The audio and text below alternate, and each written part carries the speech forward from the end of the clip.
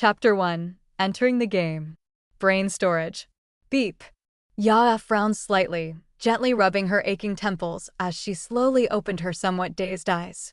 Her vision gradually focused, but what she saw was an unfamiliar sight, causing an indescribable sense of confusion and unease to well up in her heart. Where exactly is this place? Yaya murmured to herself, her voice trembling slightly as scenes from before involuntarily surfaced in her mind. Could it be that father pushed her down that bottomless cliff? She vaguely remembered that not long ago, she had been violently treated by her father for refusing to marry the village widower. Under his punches and kicks, she had been powerless to resist and eventually blacked out. At this moment, the curses of her grandmother and father, as well as her younger brother's heartless mockery, still seemed to echo in her ears. These voices haunted her like ghosts, impossible to escape. Yaya leaned against a thick tree trunk, slowly lowering her head to gaze at her own reflection. She was still wearing the same faded, patch-covered clothes, yet the shocking wounds that had once marked her skin had vanished without a trace. Despite this, the agony before her death still felt like cold steel needles driven deep into her memory, refusing to fade. Moonlight like water spilled around her, illuminating a deep mountain forest. Looking around, Yaya found herself in the middle of a deep forest. The ground was covered in lush wild grass, and the dampness created a hazy mist that permeated the air.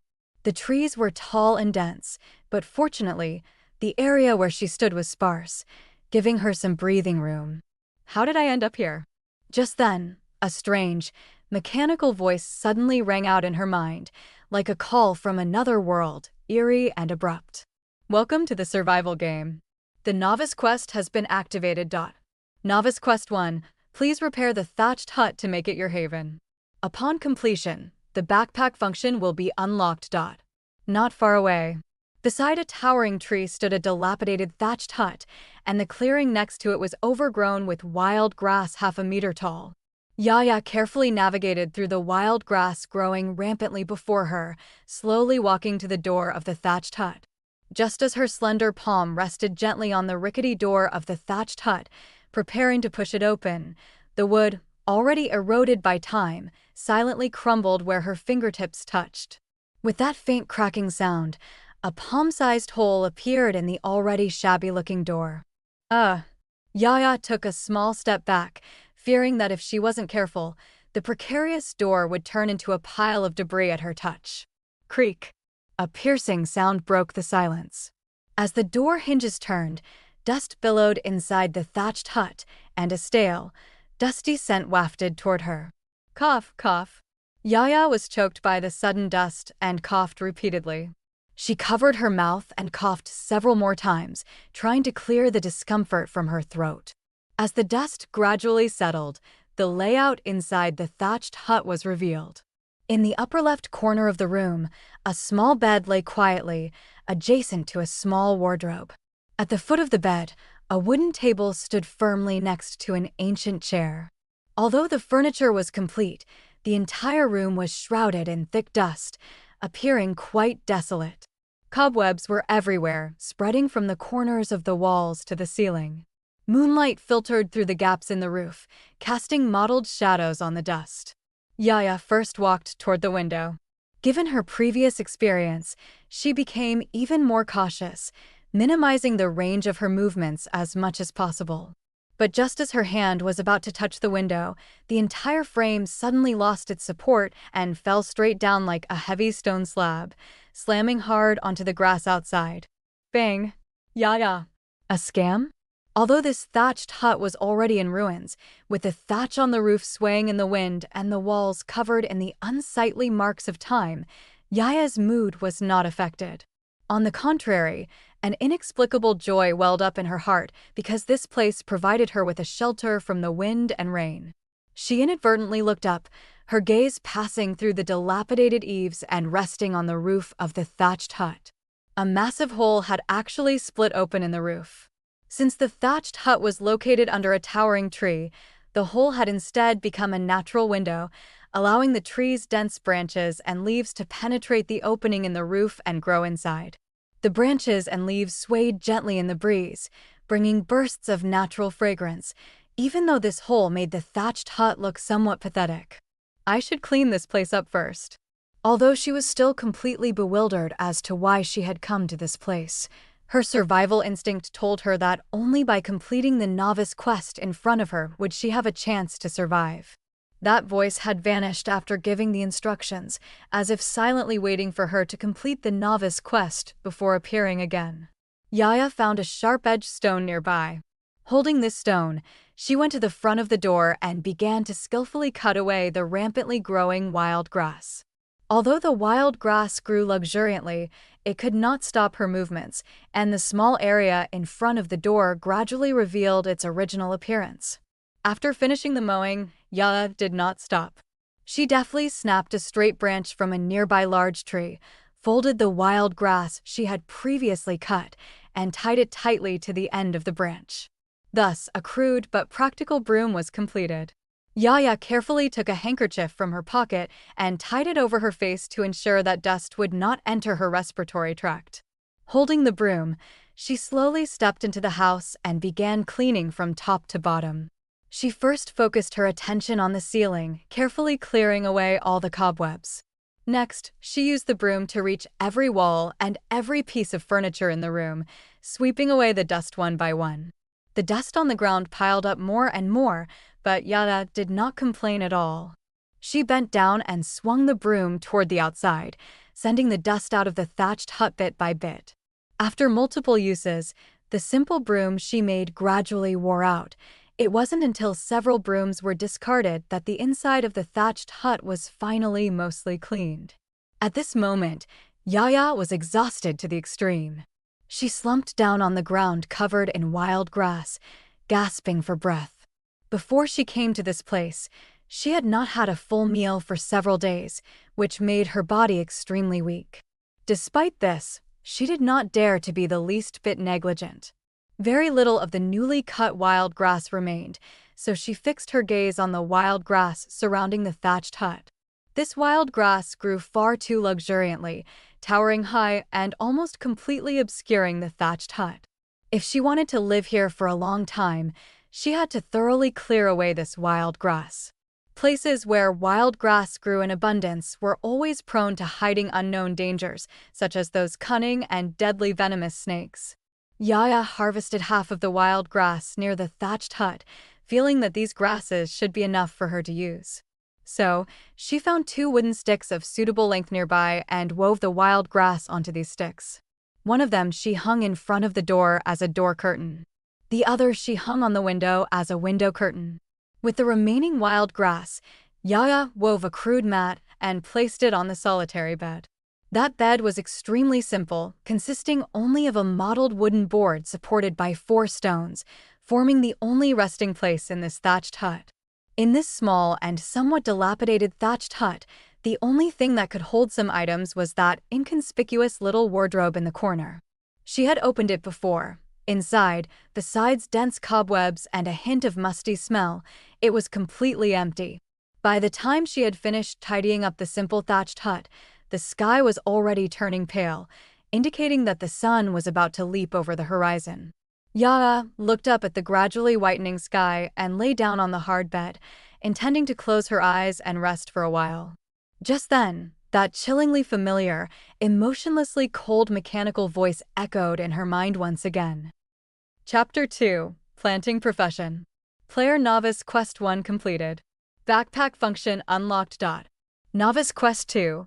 To survive here in these desolate mountains, a thatched hut that can withstand the wind and rain is only the starting point. To improve your living environment, please clear the wild grass surrounding the thatched hut. Upon completion, you will receive Novice Gift Pack *1. With the announcement of the second quest, Yaya realized she had already completed the first novice quest. At that moment, a subtle change occurred in her field of vision. As far as her eyes could see, in the upper left corner, the quest log lit up, displaying the novice quest 2 she was currently performing. Right in the center of her lower field of vision, a slightly dim gray dialog box waited silently. In the bottom right corner of the dialog box, An exquisite and small backpack icon was quietly embedded, with the word backpack written on it in a simple font. Backpack? Yaya murmured to herself, lifting a fingertip to cautiously tap the screen. Instantly, a virtual backpack interface expanded before her eyes. Although this backpack was large enough to hold many items, she was currently limited to using only 5 simple slots. Backpack. Each slot can only store one type of item, but the quantity is unlimited. Time is frozen within the backpack. In the bottom right corner of the backpack, an inconspicuous button caught Yaya's attention. The button was labeled with the words, Backpack Materialization. What is materialization? She had lived in the mountains since childhood. Her mother had passed away early, and her father and grandmother's hearts favored her younger brother more. In this home, she always felt like a transparent existence, ignored and forgotten. Yet, she had never given up her thirst for knowledge. Her mother had once told her that only through learning could she change her fate, leave these mountains, and see the world outside. She woke up at 5 every morning to light the fire and cook, swing an axe to chop wood, clean the house, feed the pigs, and then set off on that rugged mountain path, walking for 2 hours to reach the town's middle school. When she first arrived in this strange environment, she felt it bore some resemblance to the farming games she had heard about. The wonderful worlds described by her classmates made her feel both curious and longing, but she had never experienced them herself and could only rely on her imagination to understand this current world. Maintaining her cautious attitude, she gently touched the backpack materialization button in front of her.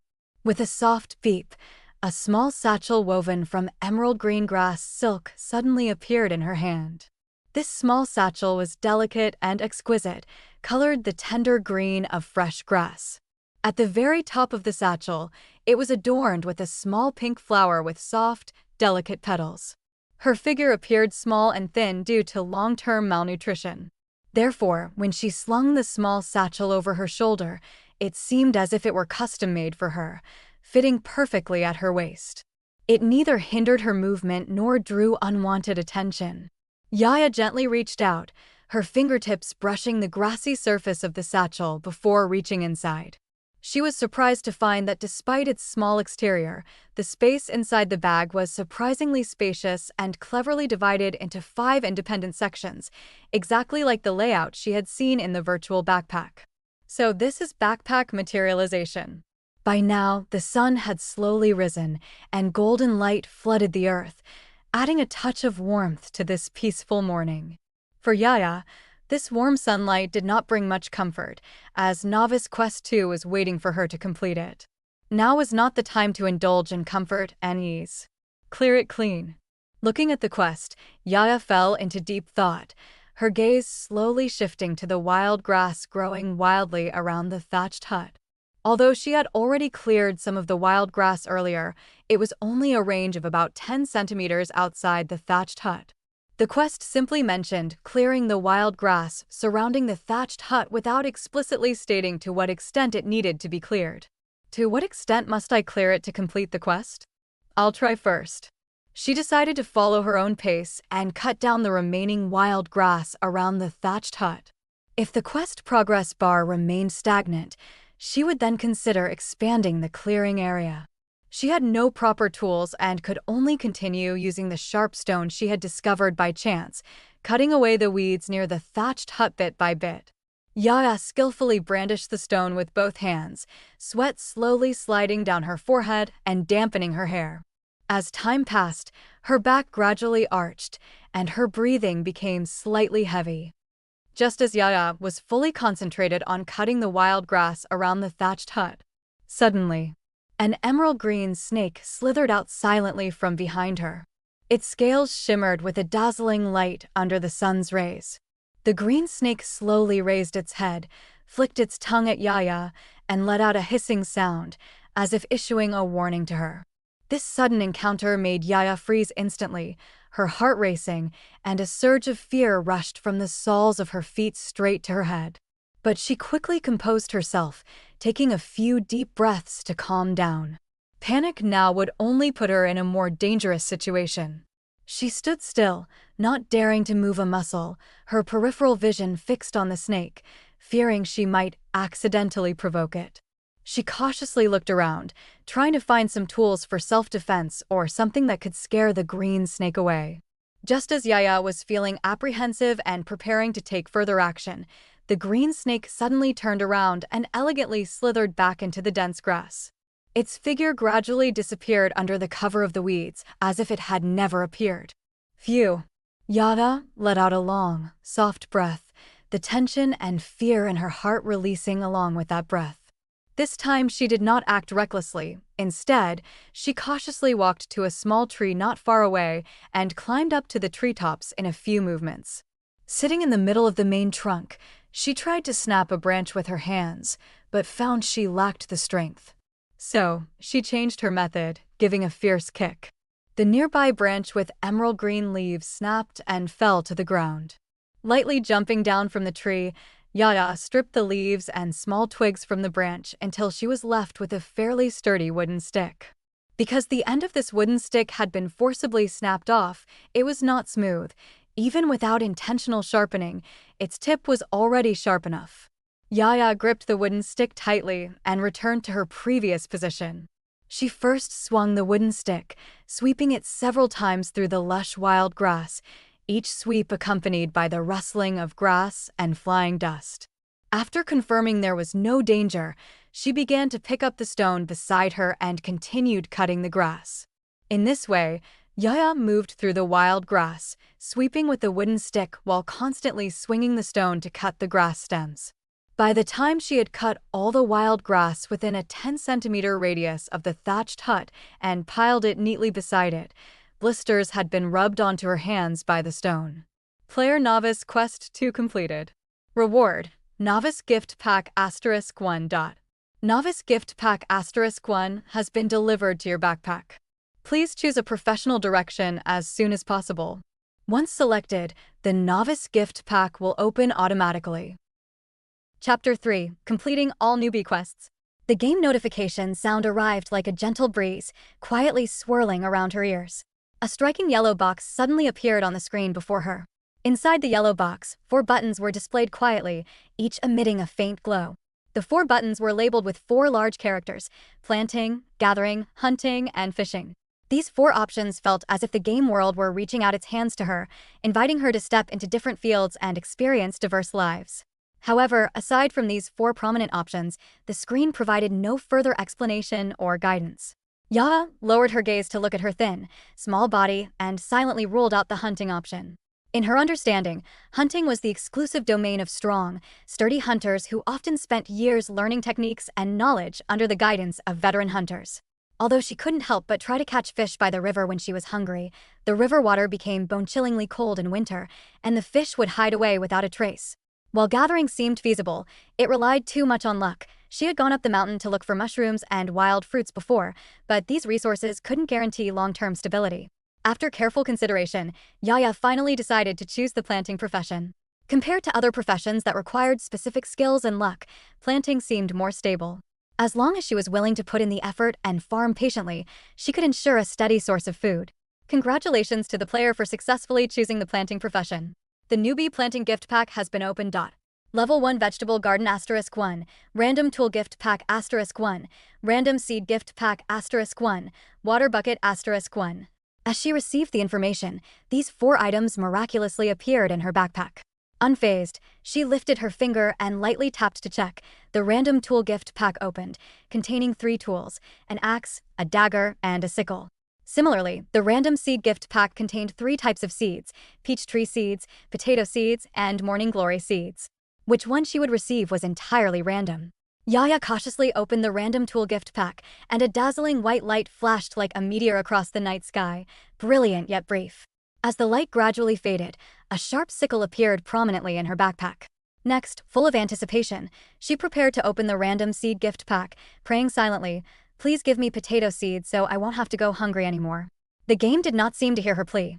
Another flash of white light occurred, but this time it did not bring the potato seeds she hoped for. When the light dissipated, she saw small peach tree seeds, exactly 10 of them, which were not what she needed most at the moment. Yaya sighed softly, feeling a bit disappointed. But she knew that life was like this, full of unknowns and variables. Perhaps these peach tree seeds would bring her an unexpected surprise? So, she set aside her disappointment and carefully stowed the seeds away. Newbie Quest 3. You already possess a level 1 vegetable garden. You now need to select a suitable location. Upon completion, you will receive Small Planting Gift Pack *1. Choose a suitable place for the vegetable garden. Yara looked at the quest prompt before her, her brows furrowing slightly. Her gaze involuntarily drifted toward her backpack, where a vegetable garden was lying quietly. Initially, she was somewhat confused, not understanding why something like a vegetable garden, which should be rooted in the earth, would appear in a backpack. Her fingertip lightly touched the vegetable garden in the backpack. In that instant, the screen before her changed, transforming into a miniature map that detailed her current location. On the map, countless small squares outlined by dashed lines were densely packed, presumably used to mark and confirm positions. However, the vegetable garden was displayed in a striking red on the screen. She tried to click to confirm, but the game didn't seem to accept it. A line of prompt text popped up on the screen. Weeds are growing here, unsuitable for planting. It seemed that to successfully place the vegetable garden, she first needed to clear the weeds from this patch of land. She gently slid her fingertip across the screen map and finally chose a spot right next to the thatched hut. Closing the screen, she turned her gaze to the sickle in her hand and began to focus intently on cutting the grass. Yara swung the sickle with practiced movements, and before long, the small area in front of her was cleared completely. Yaya didn't simply discard the cut grass. Instead, she stacked it orderly to one side, forming a small haystack. After completing all this, she lit up the game screen again, fixed her gaze on the vegetable garden in her backpack, and tapped the screen to summon it. This time, she noticed that the color of the vegetable garden had changed from red to green, indicating that the environment was suitable. Without the slightest hesitation, she clicked confirm. She watched as that level 1 vegetable garden from her backpack actually leaped out of the screen and landed steadily on the clearing she had just finished weeding. This is simply amazing. She couldn't help but exclaim in a low voice, an indescribable joy welling up in her heart. Originally, she thought the planting profession would involve a series of complex processes like turning the soil and hoeing the ground, but she hadn't expected it to be so simple and direct. At this moment, she was full of expectation for the days ahead, her heart surging with infinite longing. Player Newbie Quest 3 completed. Reward: Small Planting Gift Pack *1.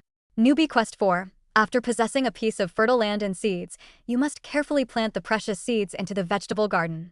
Be sure to remember that each plot of the vegetable garden can only nurture one seed. Do not let resources go to waste. Upon completion, you will receive Small Survival Gift Pack *1. Yaya did not rush to complete Newbie Quest 4. Instead, she turned her gaze toward the small planting gift pack in her backpack. With a light tap, the gift pack opened, and the items within immediately appeared on the grass before her. Backpack space was limited, with only 5 slots available to store items. Therefore, the moment the small planting gift pack was opened, those items that couldn't be stored appeared all at once on the clearing in front of the thatched hut's door. Small planting gift pack opened. Congratulations to the player for obtaining Bamboo Basket *1, Low-Level Acceleration Talisman *2, Small Shovel *1, Water Vat *1. This small shovel was exactly as its name suggested, exquisitely small. She could easily grip the whole thing with one hand.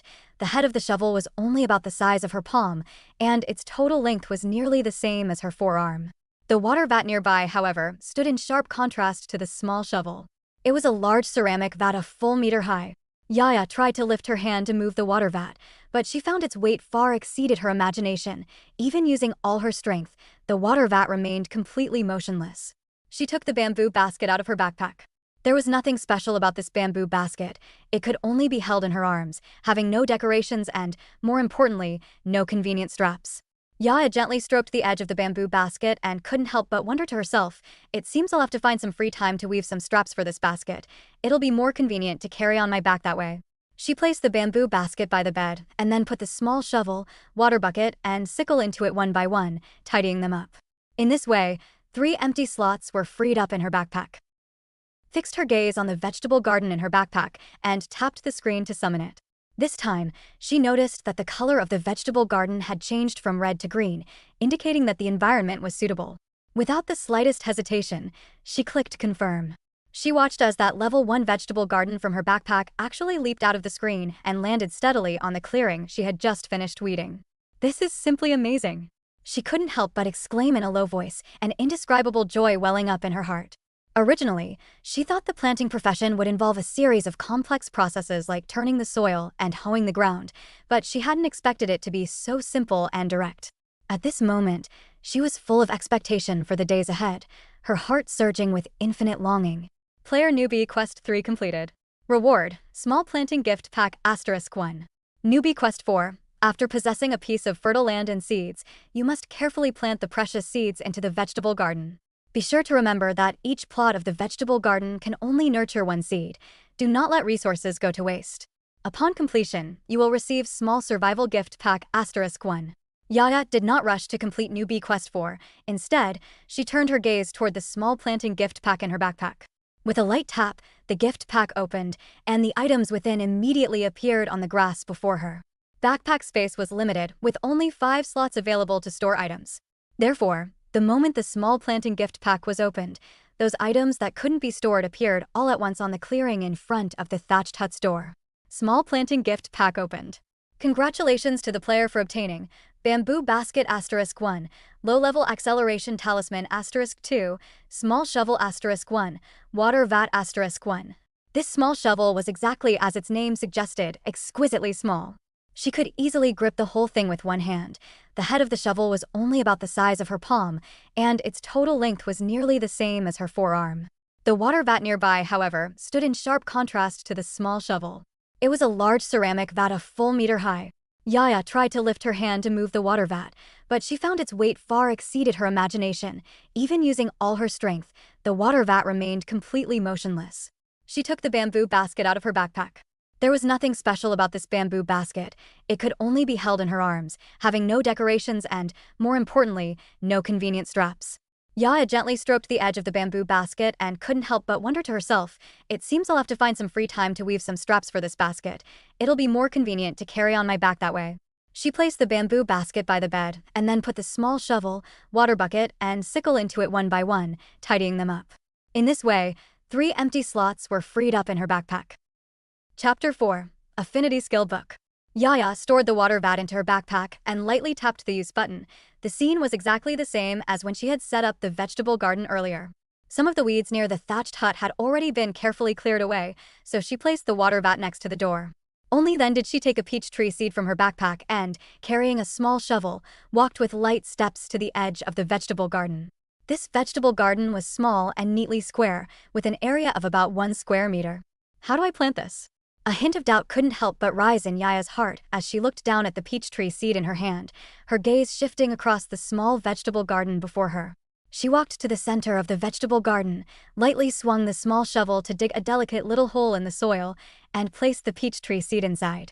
She carefully covered the seed with the surrounding soil, afraid of even the slightest oversight. Peach tree, average yield, 8, maturation time, 1 hour 0 minutes.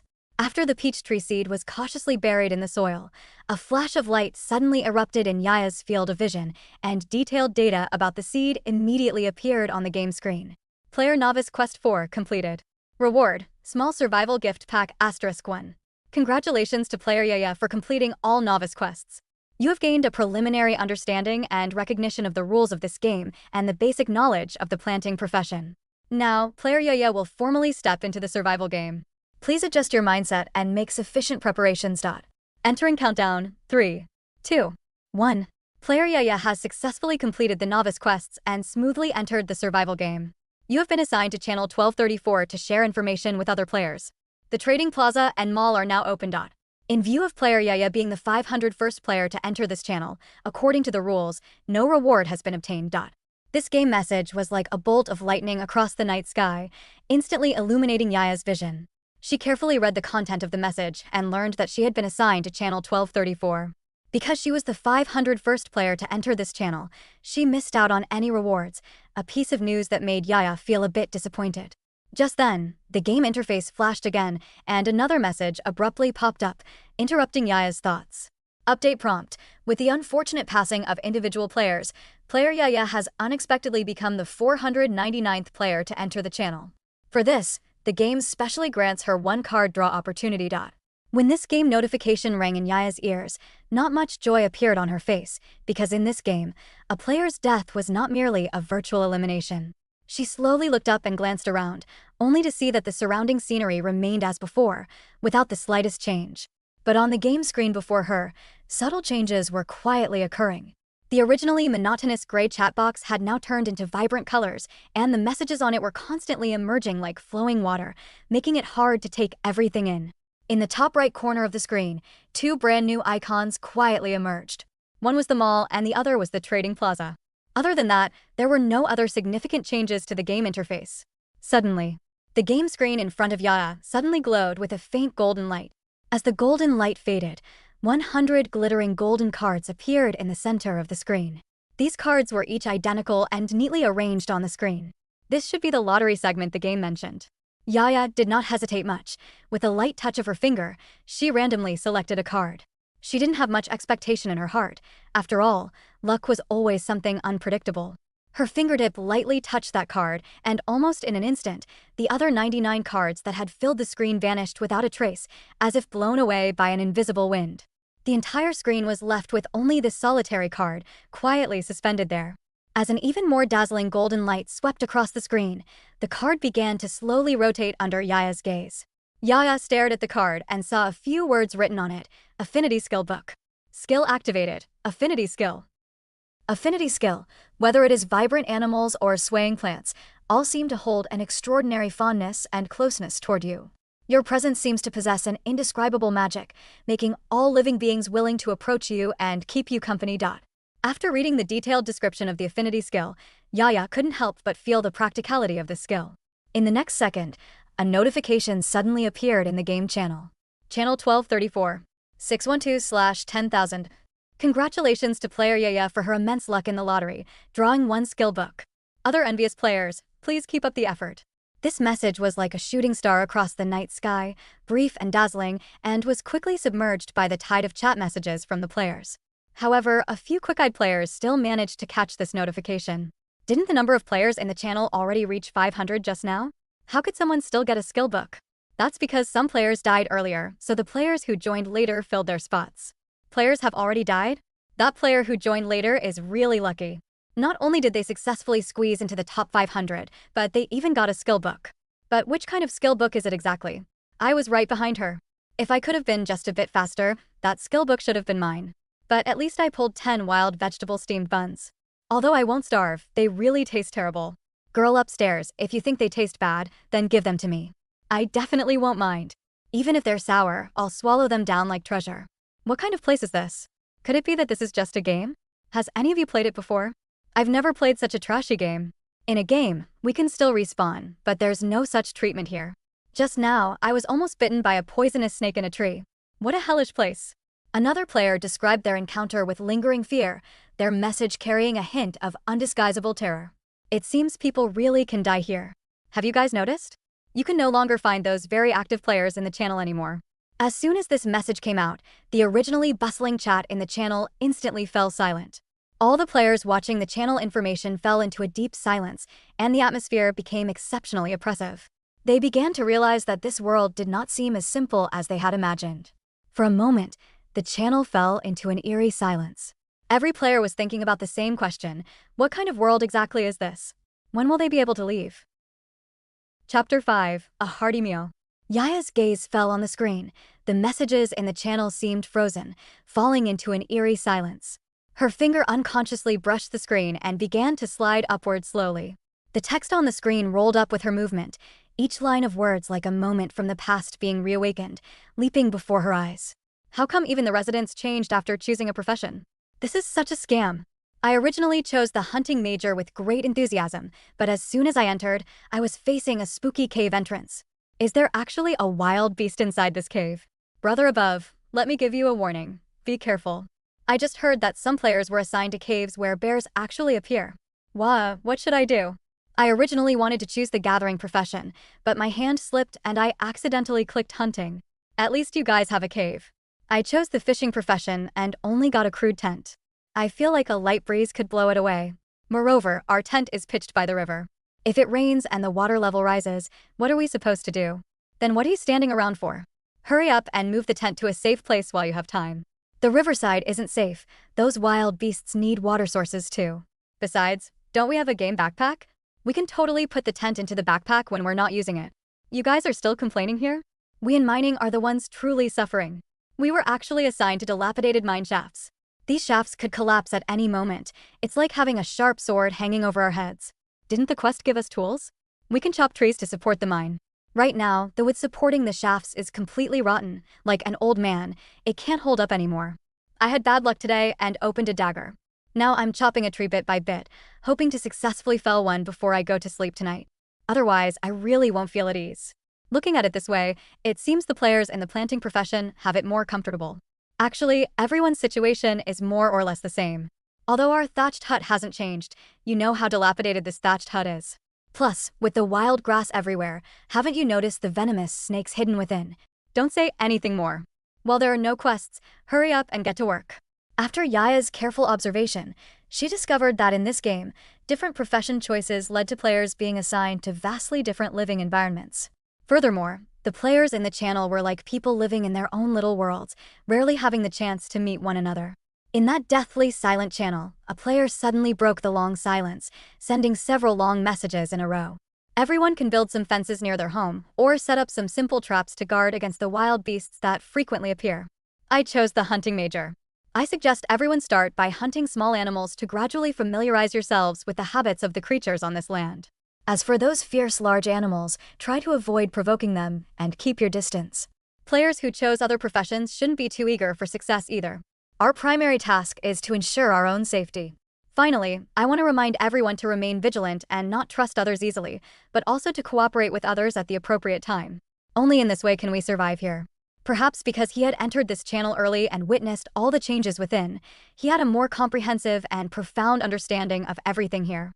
Seeing those players who were active in the channel just a moment ago being ruthlessly erased from the channel list in an instant, as if they had vanished into thin air, the feeling in his heart was like an overturned spice rack, sour, sweet, bitter, spicy, and salty, all difficult to express at once. That was why he poured out so much.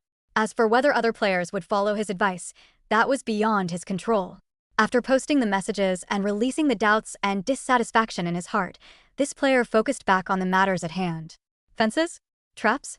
Yaya felt unfamiliar with everything here. She read the messages sent by this player word by word, finding the key points within the information.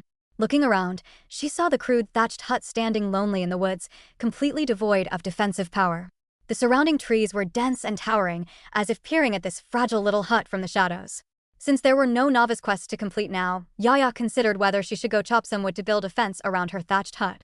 Just then, her stomach suddenly let out a growling sound, breaking the surrounding silence. Gurgle. Yaya gently stroked her thin stomach, sat on the chair inside the house, and opened the small survival gift pack she had just received as a quest reward. Small survival gift pack opened. Congratulations to the player for obtaining wild vegetable steamed bun *10, cornmeal flatbread *10, pickled cucumbers *3, 500 milliliters mineral water *24.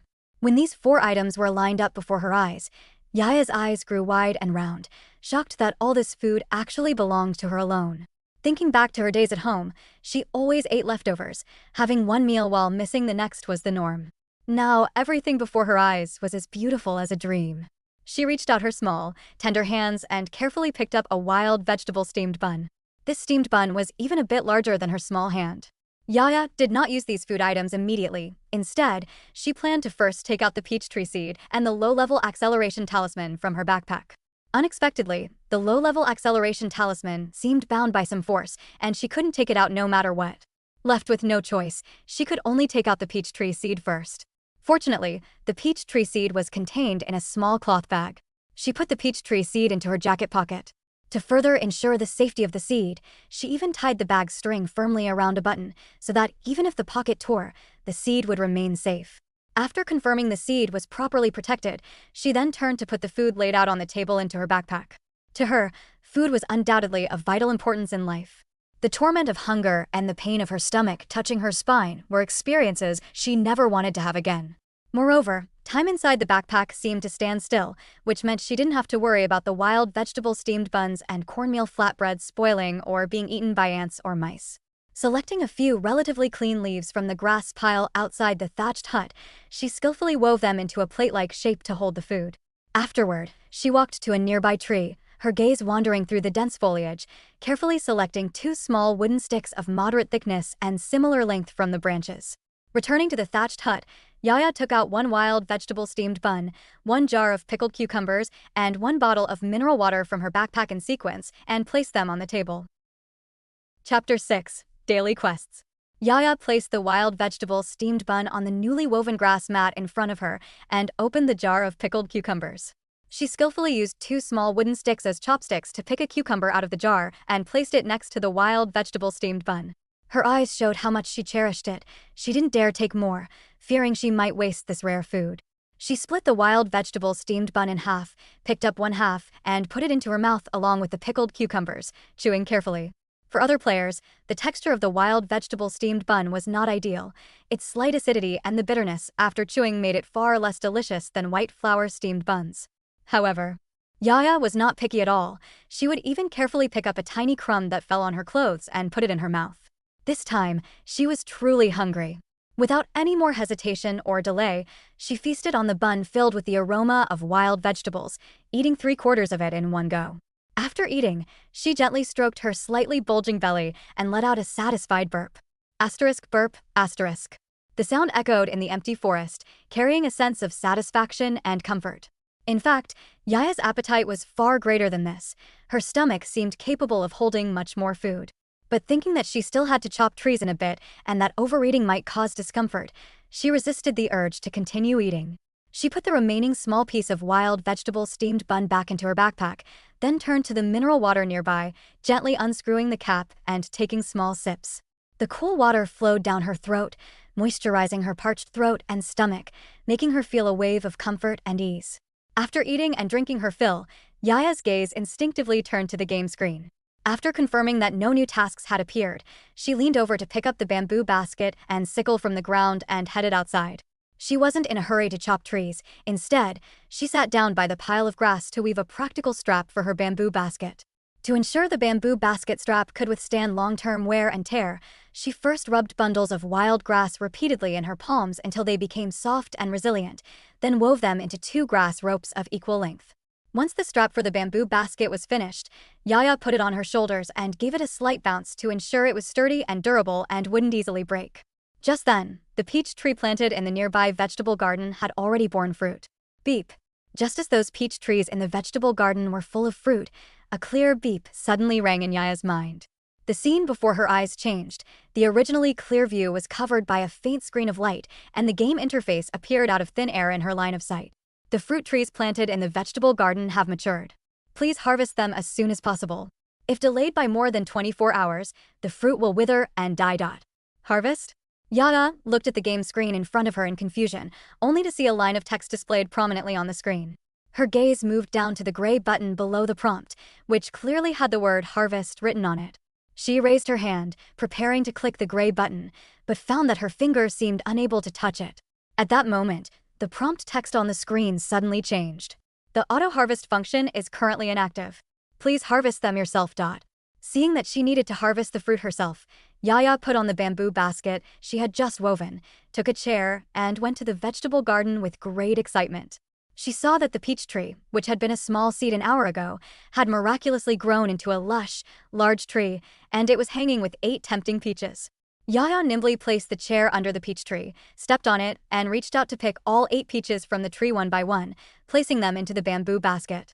Just as Yaya was about to chop down this peach tree to use as material for a fence, the vibrant peach tree completely disappeared in an instant, as if its only purpose for appearing was to grow and provide these delicious peaches. Since she currently lacked other seeds, Yaya took a peach tree seed from her pocket and planted it in the center of the vegetable garden. She took the bamboo basket filled with peaches into the thatched hut, took the mineral water out of her game backpack, and arranged them neatly on the bottom shelf of the wardrobe. Afterward, she put the peaches back into her game backpack. This place was surrounded by mountains and rarely visited by people. There might be a monkey pack about. If these peaches were left directly in the thatched hut, there was undoubtedly a risk of them being stolen by wild animals. Having done all this, Yaya carried the bamboo basket on her back and, holding the chair and sickle, walked toward a large tree not far away. The trees in this mountain forest were all thick. Even the thinnest ones required 2 people to barely wrap their arms around them. She chose this tree because it was one of the shorter ones around. But its thickness was equally daunting. Trying to chop it down from the base was simply an impossible task. Yaya placed the bamboo basket in her hand next to the large tree, gripped the sickle tightly, and climbed up using the chair.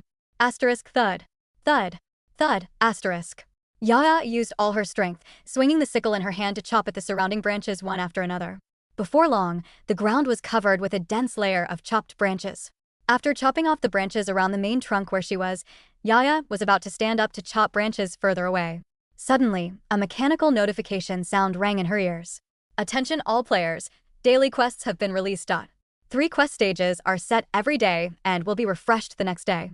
For every quest completed, you will receive generous point rewards. Players can choose suitable quests based on their strength and interests. As the notification sound rang out, Yaya slowly lowered the sickle in her hand and sat on a thick branch. With a light tap on the screen, as the interface switched smoothly, she noticed that 3 new tasks had quietly appeared in the quest log in the upper left corner of the screen. Daily quests. Daily quest 1. After night falls, endless dangers hide in the surroundings. As a novice player, to safely pass your first long night in this unknown world, you can set traps or build a simple fence around your residence. These will become a solid barrier against sudden attacks from wild beasts. Quest completion reward, 10 points. Daily quest 2. As it is your first day here, a peddler will arrive to offer a warm greeting upon your first meeting.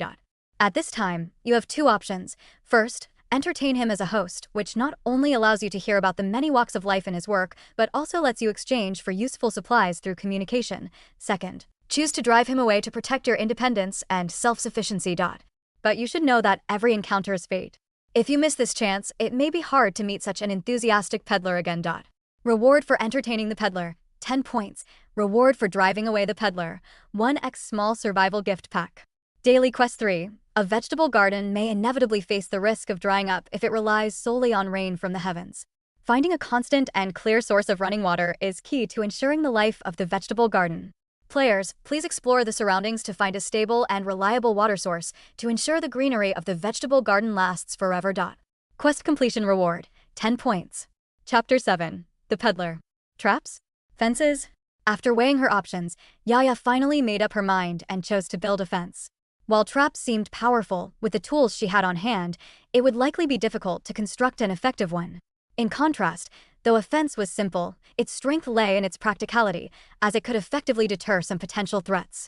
Having made her decision, Yaya picked up the sickle beside her again, stood up, and began cutting the tree branches above her head. Before long, every branch within the reach of Yaya's arms had been cleanly and efficiently lopped off by her. Small piles of branches soon accumulated on the ground, but Yaya felt it was still far from enough. She tossed the sickle onto the ground, carefully stepped down from her chair, and climbed down from the tree to find another large tree. Yaya's hands never rested as she cut branches from 3 more trees in succession. During that time, the peach trees in the vegetable garden also matured twice.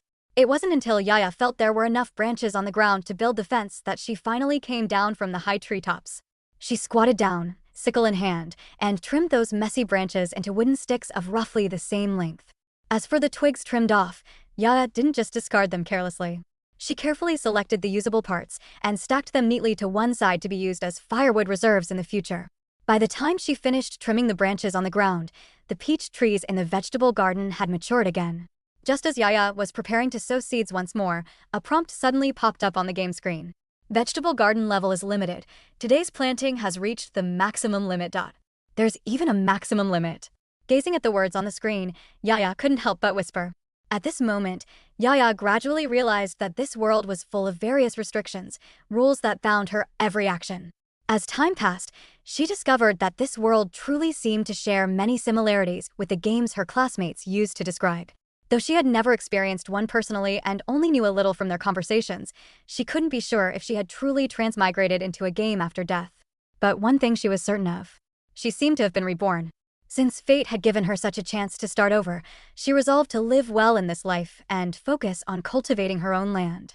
Just as Yaya stood up, intending to drive the trimmed branches into the ground to build a simple fence, she suddenly heard the sound of approaching footsteps. Crunch, crunch. The sound was like the slight friction of shoe soles against the ground, or perhaps a distant rhythm, gradually drawing closer and becoming clearer. Yaya looked up alertly toward the source of the sound. She saw a middle-aged man wearing a bamboo hat and coarse cloth clothes, holding a tree branch, walking toward her with a composed pace. His figure looked exceptionally ordinary in the afternoon sun, yet it held a trace of unusual steadiness. Yaya scrutinized him and noticed two words seemingly floating above his head: peddler. Yaya noticed that the peddler wasn't carrying a bamboo basket or any other goods, and a hint of doubt rose in her heart. Perhaps the peddler hadn't come for trade, but simply wanted to visit and get to know her, his new neighbor. Although the peddler's gait appeared somewhat unsteady as he walked with a limp, his speed was not slow. Soon, he arrived before Yaya with a kind smile on his face, seemingly unaffected by his physical discomfort. "Hello there, my dear new neighbor." The peddler's voice carried a hint of friendliness and warmth, breaking the silence of the forest. "I've come specifically this time, first to welcome you. And secondly, I actually wanted to ask you for some food. Normally, according to custom, I should host a lively welcome banquet for you to properly entertain my new neighbor. But unfortunately, I have to set out to restock my goods tonight. Time is tight, so I'll have to trouble you." As he spoke, the peddler walked toward Yaya's thatched hut. Halfway there, he suddenly stopped, turned to look at the stunned Yaya, and said with a serious look in his eyes, "As for lunch, there's no need for it to be too complicated. A dish, a soup, and some after-dinner fruit will do." "Yaya, a dish and a soup? And after-dinner fruit too?" While she was hesitating, the game screen suddenly popped up, clearly displaying two options. 1. Entertain the peddler. 2. Drive the peddler away. Yaya frowned slightly. The food she had could indeed provide a simple meal for the peddler, and his purpose for coming was to restock. If she could establish a good relationship with the peddler, did that mean buying items from him in the future would be more cost-effective than the mall? After the mall appeared, she had looked at the products inside and found a vast variety, covering almost everything she could imagine. There was nothing she couldn't find in the mall, only things she couldn't think of. While the items in the mall were good, the prices were indeed beautiful enough to be somewhat hard to bear. For example, the wild vegetable steamed buns she was eating were priced as high as 5 points in the mall. A 500 milliliters bottle of mineral water also cost 5 points. As for self-defense tools, their prices were even more staggering, often reaching hundreds of points. Players could only complete 3 tasks a day to earn points. Even if they finished them all, they would only get 30 points. These seemingly decent 30 points appeared insignificant in the mall. She had also checked the trading plaza, which was a platform built specifically for players to trade with each other. Regardless of whether an item was eventually sold, every listed item would be deducted 1 point as a stall fee. And when players bought goods on the trading plaza, a corresponding transaction fee would be automatically deducted, at a rate as high as 10%. Yaya understood that the mall and the trading plaza needed to make a profit, which was beyond reproach. But deep down, she was truly unwilling to spend the points she had worked so hard to accumulate in these places. After thinking it through, Yaya turned and walked toward the nearby pile of wild grass, carefully selecting some clean ones. She skillfully wove them into small mats of various sizes to use as temporary plates. Holding these plates woven from wild grass, she entered the thatched hut and arranged them neatly on the table before her. Then, she took out 2 peaches, 1 wild vegetable steamed bun, 1 cornmeal flatbread, and a jar of pickled cucumbers from her backpack. She also took a bottle of mineral water from the nearby wardrobe, along with a half bottle of mineral water she had just finished drinking from. After Yaya placed these foods before the peddler, she took out the remaining wild vegetable steamed bun from her backpack and began to eat silently. The peddler looked at the pile of food before him, food he usually used to feed ducks, and which even the ducks would disdain, and his brow couldn't help but twitch slightly. When he noticed that a plate woven from wild grass had been carefully placed under each item of food, a sense of emotion couldn't help but rise in his heart. He understood that these seemingly ordinary things were already the best this player could offer from what she had. Chapter 8. Entertaining the Peddler. The peddler raised a finger and pointed to the plate on the table, which held wild vegetable steamed buns and cornmeal flatbreads. This counts as the staple food.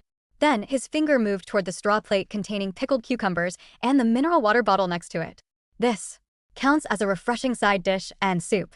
After saying this, the peddler didn't reach for the food in front of him. Instead, he picked up the peach nearby. When picking them, Yaya had already noticed that the peaches were extraordinary. It had a fragrant aroma and was massive in size, almost comparable to the plump wild vegetable steamed bun in her hand. The peddler's gaze scanned the peach carefully, and he couldn't help but take a large bite. The flesh instantly dissolved in his mouth, delicate and juicy, with a texture as smooth as silk, while the sweet peach fragrance spread across his tongue. What he found even more miraculous was that after that one bite of peach went down, he actually felt a warm current flow through his entire body.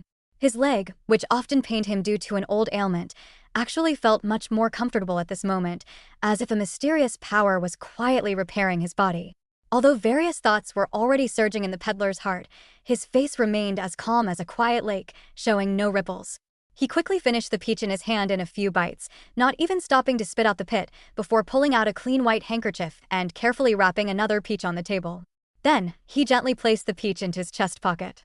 After completing all this, the peddler nodded with satisfaction and turned his gaze toward Yaya, who was sitting nearby. Yaya had been fully focused on eating her wild vegetable steamed bun, her gaze never wavering, to the point that she completely failed to notice the peddler's expression beside her. It wasn't until she swallowed the last bite of the wild vegetable steamed bun and took a sip of the water nearby that she looked up and noticed the peddler was silently watching her. Just then, the game interface suddenly popped up. The peddler is very satisfied with this hospitality. Daily Mission 2 is complete. Reward, 10 points. Little girl, thank you for your hospitality.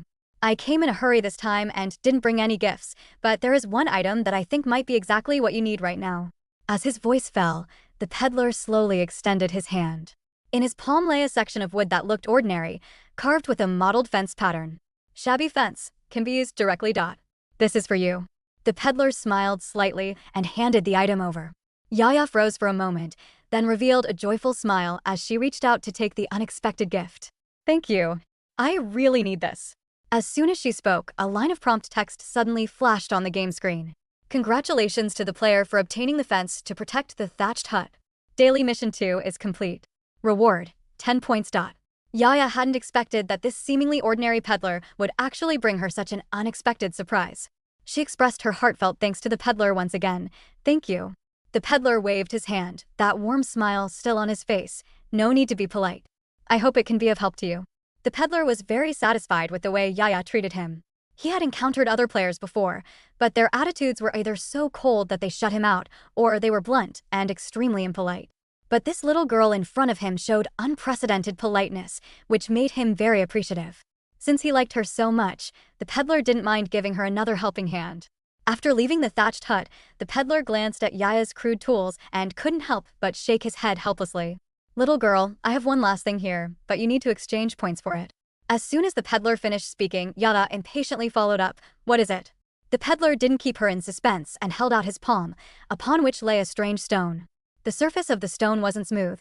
There was a shallow depression in the center with the words "water well" carved on it. Upon seeing it, an indescribable surge of excitement immediately rose in Yaya's heart. She had originally been distressed about how to find a water source, never imagining the peddler would be so thoughtful as to bring the solution directly to her.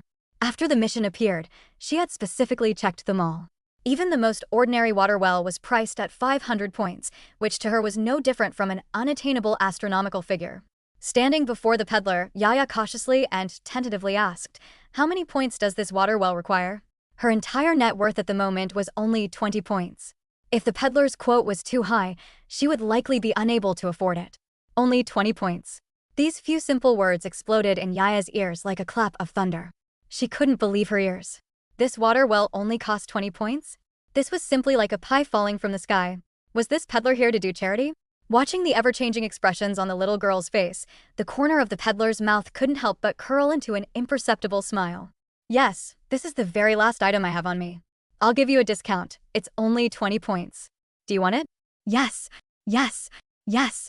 Yaya answered hurriedly, fearing this rare opportunity would vanish in an instant. Seeing this, the peddler gently handed the small stone into Yaya's hand. At the same time, the 20 points she had just earned quietly turned to 0, but all of this seemed insignificant in her eyes.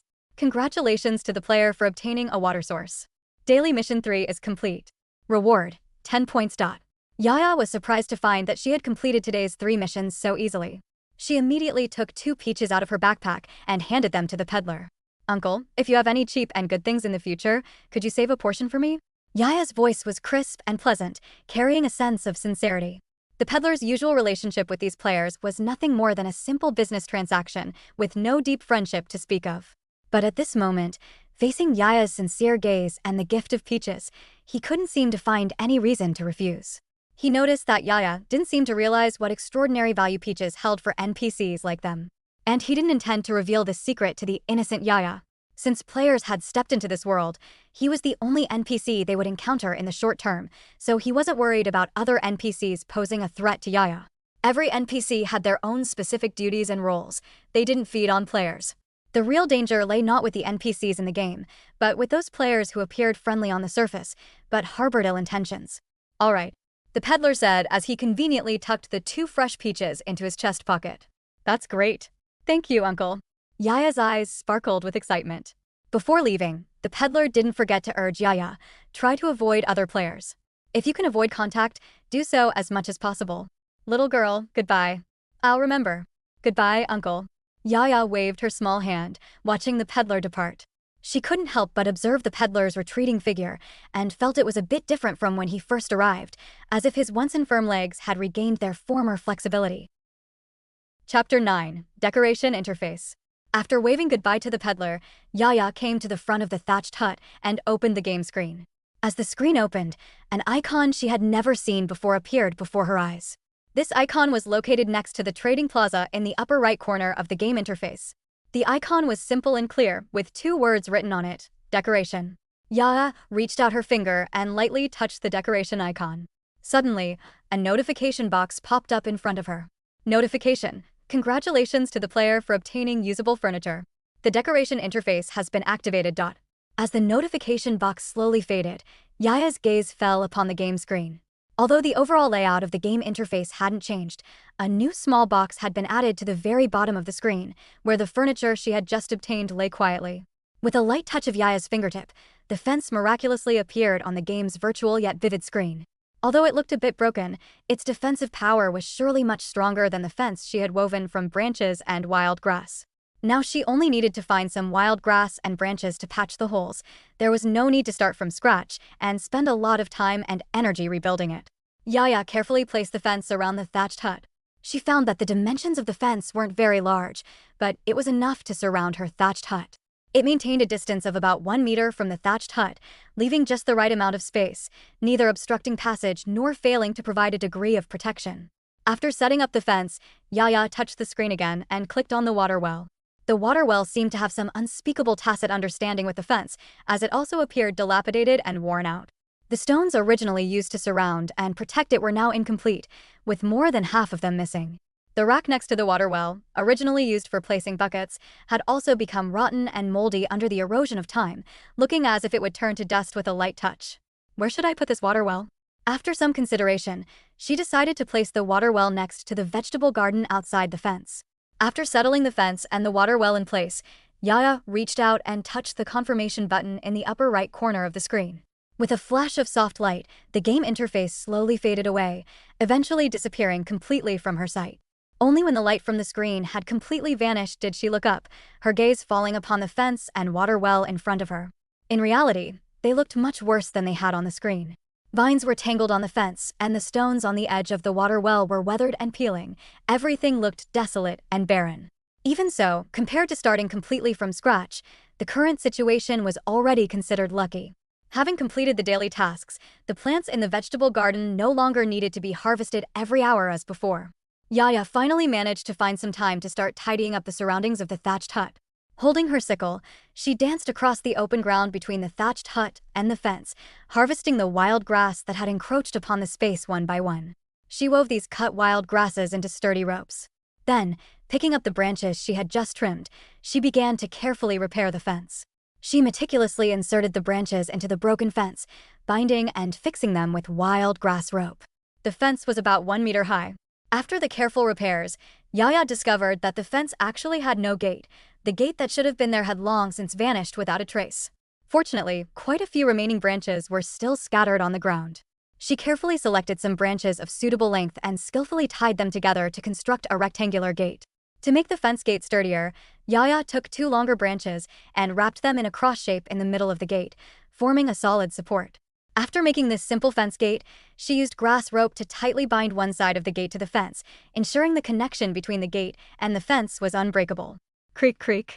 Yaya lifted the simple fence gate with her hand and carefully pushed it open slowly. Although the fence gate had to be lifted by hand to open, it functioned after all, which gave Yaya great satisfaction.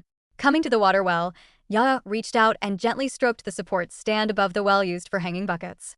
With just a light squeeze, large pieces of rotten wood fell off the support. Seeing this, Yaya turned her gaze to a large tree nearby. Holding her sickle, she climbed up the trunk in a few moves and cut down 3 thick branches. As before, she used the sickle to trim these 3 branches neatly, sharpening one end of each. She thrust the sharpened branches forcefully into the ground and used the other end of the sickle to hammer them hard into the soil. Then, Yaya tied the remaining branch horizontally to the branches standing on both sides of the water well. Afterward, she began to weave a thick and long rope out of wild grass. After carefully checking that the wild grass rope in her hand was incredibly tough, she finally felt at ease taking the bucket out of the thatched hut. She carefully tied one end of the rope tightly to the bucket, then draped the rope over the simple support and lowered the bucket into the well. Plop! With the sound of the bucket falling into the well water, ripples spread out across the surface. Yaya laboriously pulled the bucket up to the ground slowly. Carrying the heavy bucket, she came to the water vat next to the thatched hut. First, she poured some of the well water into the vat and then used the wild grass in her hand to carefully clean the inner walls of the vat. After several rinses, the water vat looked brand new. Yaya did not stop, continuing to carry the bucket back and forth until the massive water vat was 2/3 full. The water vat had no lid, and Yaya was worried that the wind would blow in dust or that small insects would be attracted into the vat. So, she used the wild grass at hand to weave a lid. When finished, she rinsed the lid clean, placed it on the water vat, and pressed down lightly to ensure it fit perfectly against the edge of the vat. But she knew the grass-woven lid wasn't stable enough and could easily be blown away by the wind. So, she placed 2 long branches on top of the lid and found a stone to put on the branches. This way, no matter how strong the wind was, it wouldn't be able to blow the lid away. Having finished all these trivial tasks, Yaya lifted another bucket of well water to wash the wild grass plates she had woven earlier, letting them dry naturally. Previously, due to the lack of water, she could only do simple dusting. Now that she had an ample water source, Yaya decided to thoroughly clean the thatched hut. She took out a handkerchief and carefully wiped the few pieces of furniture in the room until every inch of the surfaces was brand new. When finished, she poured water on the floor and used a broom woven from wild grass to sweep the water out of the thatched hut. Water droplets danced across the floor as the broom moved, eventually flowing outside, carrying away dust and dirt, leaving behind cleanliness and freshness.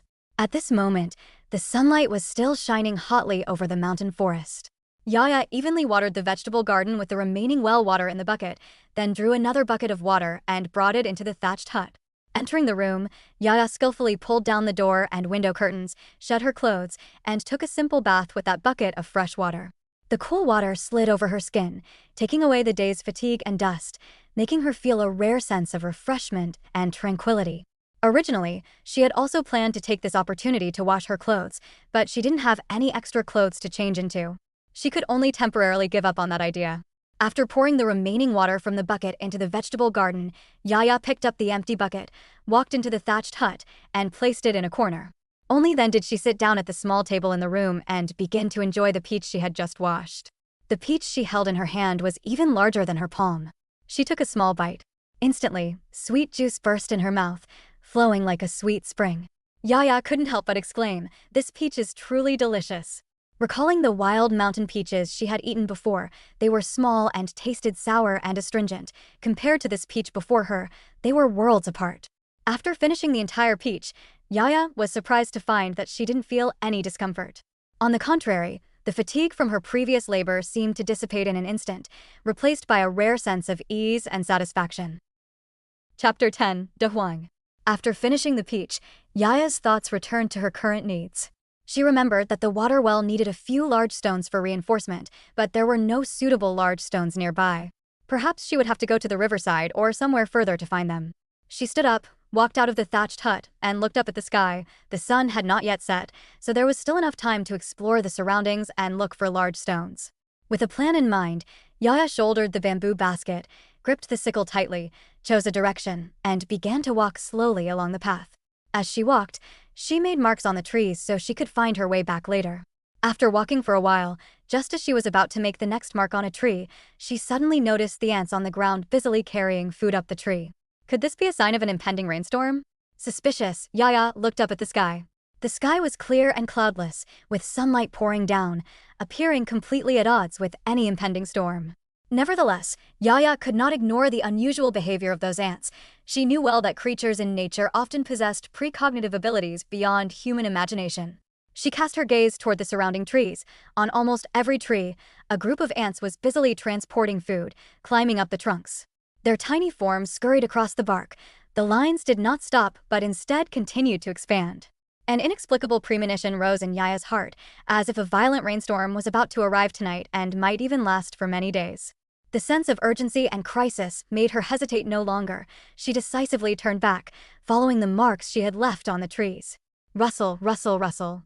In the silence, a faint sound suddenly reached Yaya's ears, as if something deep within the wild grass was gently brushing against the leaves. Her heart tightened. She felt instinctively that something was lurking in the wild grass, watching her intently. Yaya's throat moved involuntarily as she swallowed, her palms sweating slightly as she gripped the sickle tighter. This was her only means of self-defense. The wild grass was thick. She could only see it swaying constantly, unable to make out what was hidden within. But she could feel it approaching her steadily, each step like a heavy thud against her heart. Yaya dared not be the least bit careless. She retreated cautiously, her eyes fixed on the swaying wild grass. Just then, a yellow figure suddenly lunged from the wild grass, pouncing on Yaya with lightning speed and pinning her heavily to the ground. Yaya was pale with fright at this sudden turn of events, her heart racing so fast it felt like it might leap out of her chest. Her mind was a mess, and she was at a loss for what to do. Woof, woof, woof. It wasn't until she heard barking in her ear and felt a wet sensation on her face that she slowly opened her eyes. What met her eyes was a big yellow dog. It was lying on top of Yaya, its tail wagging happily. However, on the side of that big yellow dog was an old wound about 20 centimeters long, though it had already healed. But that centipede-like scar still lay starkly across its side, making one's heart skip a beat at the sight. Watching the big yellow dog lick her cheek repeatedly, Yaya couldn't help but reach out and gently stroke its head. This dog's appearance was almost identical to the big yellow dog she used to have. Especially that small tuft of black fur right in the center of its forehead, it was like a unique mark that instantly brought back memories of the past. Yaya hesitated for a moment and called out tentatively, "Da Huang." Woof, woof, woof. Hearing its master's call, the big yellow dog immediately became excited, barking incessantly. "Da Huang? Is it really you?" Yaya slowly sat up, her eyes filled with disbelief. She watched Da Huang nuzzling into her arms, the shock in her heart like surging waves that could not be calmed. When her hand gently touched the shocking scar on Da Huang's side, her heart tightened suddenly. She realized that after her death, Da Huang had also failed to escape the cruel treatment of that family. Woof, woof, woof. Da Huang seemed to sense the change in its master's mood. It gently nipped at the corner of Yaya's clothes, trying to pull her up from the ground. "Da Huang, it's so good to see you here." Yaya didn't stand up immediately. Instead, she gave Da Huang a gentle hug before getting up to pick up the slightly flattened bamboo basket and the sickle that had fallen nearby, then led Da Huang toward her thatched hut. A long time ago, on a stormy night, she had unexpectedly found a weak puppy by a small river ditch. At that time, it was only the size of a palm, with its eyes tightly shut. Everyone in the village thought it wouldn't survive, but Yaya didn't give up and cared for it with all her heart. In the end, Da Huang tenaciously survived under her care. Accompanying her as she grew up, it gradually matured, and its size even surpassed the other dogs in the village. This aroused the greed of her father and younger brother, who tried many times to slaughter Da Huang for food. Yaya knew she couldn't stop them, so she could only secretly release Da Huang in the middle of the night, letting it stay away from that dangerous place and telling it never to return. However, Da Huang had returned after all. Looking at Da Huang wagging its tail beside her, the corners of Yaya's mouth couldn't help but curl up into a slight smile. Everything from the past was no longer important. Although she didn't understand why Da Huang had also appeared here, she knew that from now on, they could live a stable life together. Chapter 11: Torrential Rain. The once clear and cloudless sky was instantly shrouded in dark, gray clouds. "Big Yellow, it seems we need to speed things up," Yaya said to Big Yellow beside her, her brows slightly furrowed. She quickened her pace, the dirt beneath her feet kicking up clouds of dust with each quick step, carrying a faint scent of earth. Big Yellow followed closely behind, its ears standing straight up, as if it too sensed the impending change. The man and his dog hurried toward the thatched hut under the gray sky. When they arrived at their doorstep, Yaya instructed Da Huang to go inside the thatched hut and wait for her. She carried the branches and weeds piled outside the house back inside, one trip after another. Then, she opened the game screen, entered the decoration interface, and moved the water tank that was placed at the door to the thatched house. Just then, a sudden gale raged outside, howling and rattling the doors and windows. Yaya's heart tightened, and she quickly grabbed a tree branch from the side to use as a support to firmly block the door, then lowered the straw curtain hanging on the door. The wind grew stronger, and she hurried to check the shaky windows. The straw curtain made a buzzing sound under the impact of the external force, as if it could be broken by the strong wind at any moment. She resecured the window that had fallen off, tightly wedging the straw curtain between the window frames. Da Huang lay quietly on the ground, its eyes following Yaya's busy figure. When Yaya finished her work and sat down to rest on the edge of the bed, Da Huang lightly leaped onto the bed and quietly lay down next to her. Yaya sat on the bed, gently raised her hand, and lightly stroked the thick fur of the big yellow dog. Outside, the wind began to pick up, gradually turning into a howling gale. The rain poured down, and the raindrops pounded on the roof, making a crackling sound. The sky turned pitch black at that moment, as if night had fallen prematurely. Boom! The thunder roared, deafeningly loud. Lightning flashed frequently in the darkness, each flash illuminating the sky and casting the room in flickering light. Shoo! The sound of the wind was mixed with the sound of the rain. The holes in the roof became even more noticeable under the onslaught of the torrential rain. Leaves weaved through the holes, rubbing against the thatched roof, and every now and then, a drop or two of rainwater seeps through the leaves and falls silently. Seeing this, Yaya put the bucket under the hole, trying to catch the raindrops. She walked to the door and peered out through the narrow crack. Outside, the rain was pouring down as if the sky had been torn open, with endless rain cascading down and enveloping the entire world in a misty haze. I wonder how long this rain will last. Yaya muttered to herself, a hint of worry in her eyes. The thatched hut is situated on a relatively gentle slope, and if the rain continues, it will inevitably face the problem of flooding. As night deepened, only the occasional flash of lightning brought a faint glimmer of light. Using the faint light, Yaya sat down on the chair. Her stomach was already empty. Although she had only eaten a small amount of wild vegetable buns at noon, she did not feel full at all. "Big Yellow, come and eat," Yaya called softly. She took out a wild vegetable bun and a cornbread from her game backpack and added a piece of pickled cucumber. These simple foods were already a rare delicacy for her. When Da Huang came to Yaya's side, she had already placed the plate of wild grass on the ground, with half a wild vegetable bun and half a cornbread on it. She picked up the empty mineral water bottle, cut it in half with a sickle, filled the remaining half with water, and placed it next to Big Yellow. Da Huang lowered its head and stuck out its tongue to lick lightly. After making sure Da Huang had his dinner, Yaya turned around and picked up the remaining half of a cornbread on the table, eating it slowly with cucumber and pickled vegetables. The cornbread has a rough, uneven outer layer. As she bit down, the dry texture of the pancake slowly unfolded on her tongue, mixed with a faint aroma of grains. As she swallowed, the rough outer skin gently rubbed against her throat. Yaya chewed her food, but her eyes kept glancing at Da Huang next to her. She noticed that Da Huang was eating unusually little today and didn't seem to be very interested in eating. Yaya put down the food in her hand, raised her hand, and gently stroked Da Huang's head, her voice filled with concern. "Da Huang, don't you like to eat these?" She felt a pang of guilt, for she had nothing but these simple foods on her at that moment. Although the mall was overflowing with a wide variety of dog food, she couldn't afford even a pound of dog food right now. Even the most basic dog food costs 100 points per pound. Da Huang seemed to sense Yaya's remorse and stuck out its pink tongue to gently lick the back of Yaya's hand.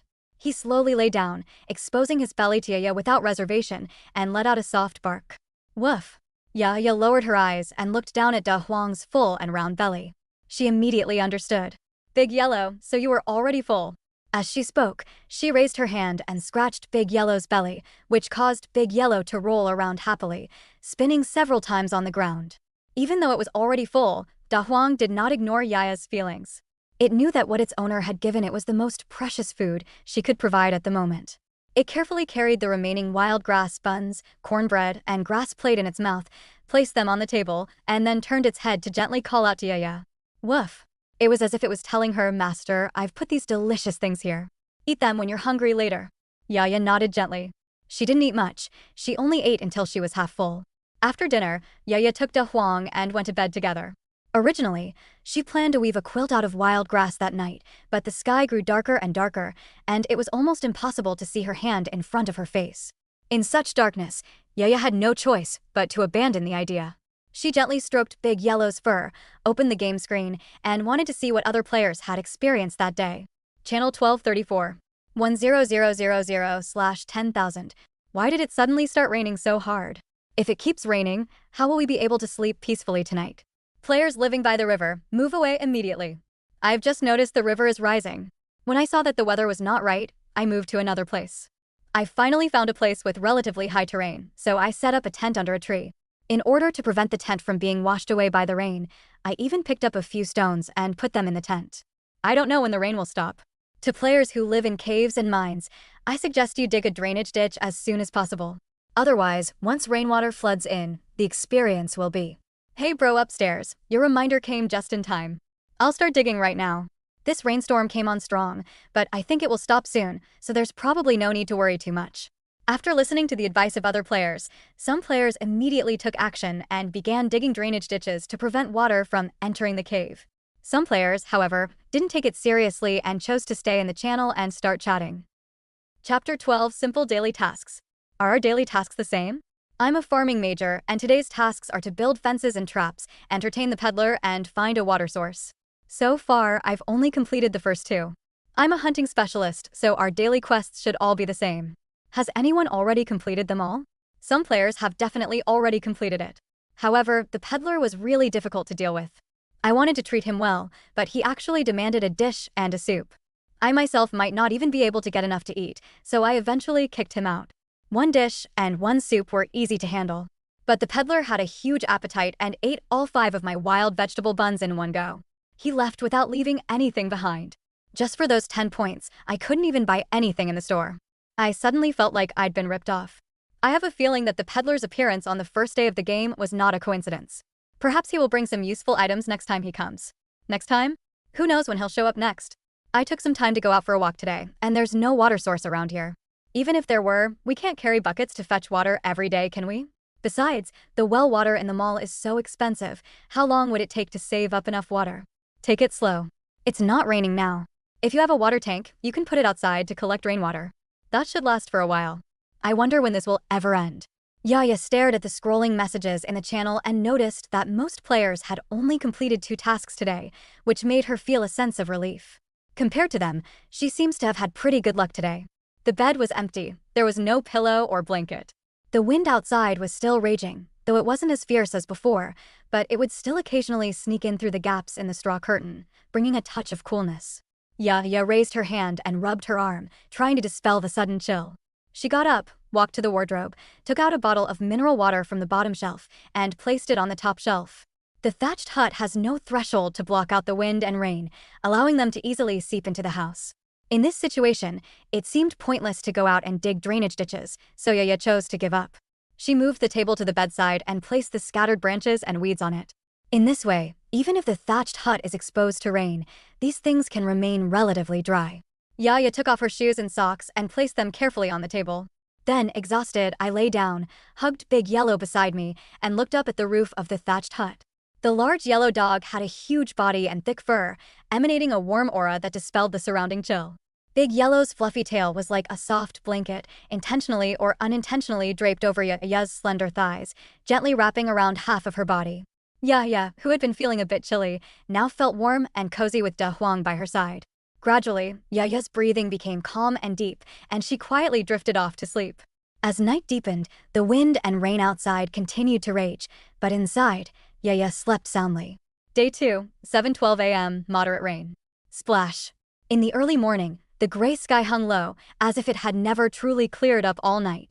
Raindrops, like tiny beads, strung together to form a curtain, gently tapping against the windowpane. On this quiet and slightly damp morning, Yaya enjoyed the leisure of not having to get up early until after 7 o'clock before she finally woke up. Yaya slowly opened her sleepy eyes, and as she moved, the big yellow dog beside her also sensed the movement. It gently nuzzled Yaya with its head, as if offering a morning greeting. "Good morning, Rhubarb." Yaya reached out and stroked the big yellow fluffy little head. The touch from her fingertips was soft and warm. Woof. Just as Yaya was about to turn around, put on her shoes, and go out to take a look, she suddenly realized that the water inside the thatched hut had risen to her calves. The bucket that was originally on the ground is now floating on the water, bobbing with the waves. Seeing this, Yaya quickly rolled up her trouser legs to avoid getting them wet from the rain. As she was about to get out of bed, she turned back to look at Big Yellow on the bed with concern and instructed, "Big Yellow, you stay in bed and don't go anywhere, okay?" Big Yellow was covered in thick fur. The rain was so heavy, and it was unclear when it would stop. If Da Huang is soaked, Yaya has no way to dry him off. Originally, Da Huang was eager to try, but after hearing Yaya's instructions, a hint of reluctance and grievance flashed in his eyes, but he still responded in a weak voice. Woof. Yaya waded through the water, retrieved the bucket, placed it on the table, and walked towards the door. He rolled up the straw curtain with force and hung it on the beam, then pushed open the door with some difficulty. The door slowly opened, and a forest submerged by rainwater immediately appeared before Yaya's eyes. The rainwater on the ground was almost the same as the water puddles inside the thatched hut, as if the whole world had been swallowed up by this endless rain. The sky was still overcast, but the rain had lessened considerably and the raging winds had subsided. Yaya stood on the porch, gazing at the drizzling rain outside, and couldn't help but murmur to herself, "I wonder when this rain will stop." Yaya had no intention of going out until the rain subsided or stopped. She only had this one set of clothes, and once it got soaked, she had no change of clothes and couldn't even clean herself properly. In such places, once you contract the disease, you may face unpredictable consequences. Seeing that there was no wind outside, they didn't close the door. Yaya turned and walked to the wardrobe, took out a bottle of mineral water, came to the bedside, and carefully wiped her calves and feet clean with a somewhat worn handkerchief on the table. After a quick breakfast, Yaya sat on the edge of the bed, opened the game screen, and focused her attention on today's daily tasks. Daily quest.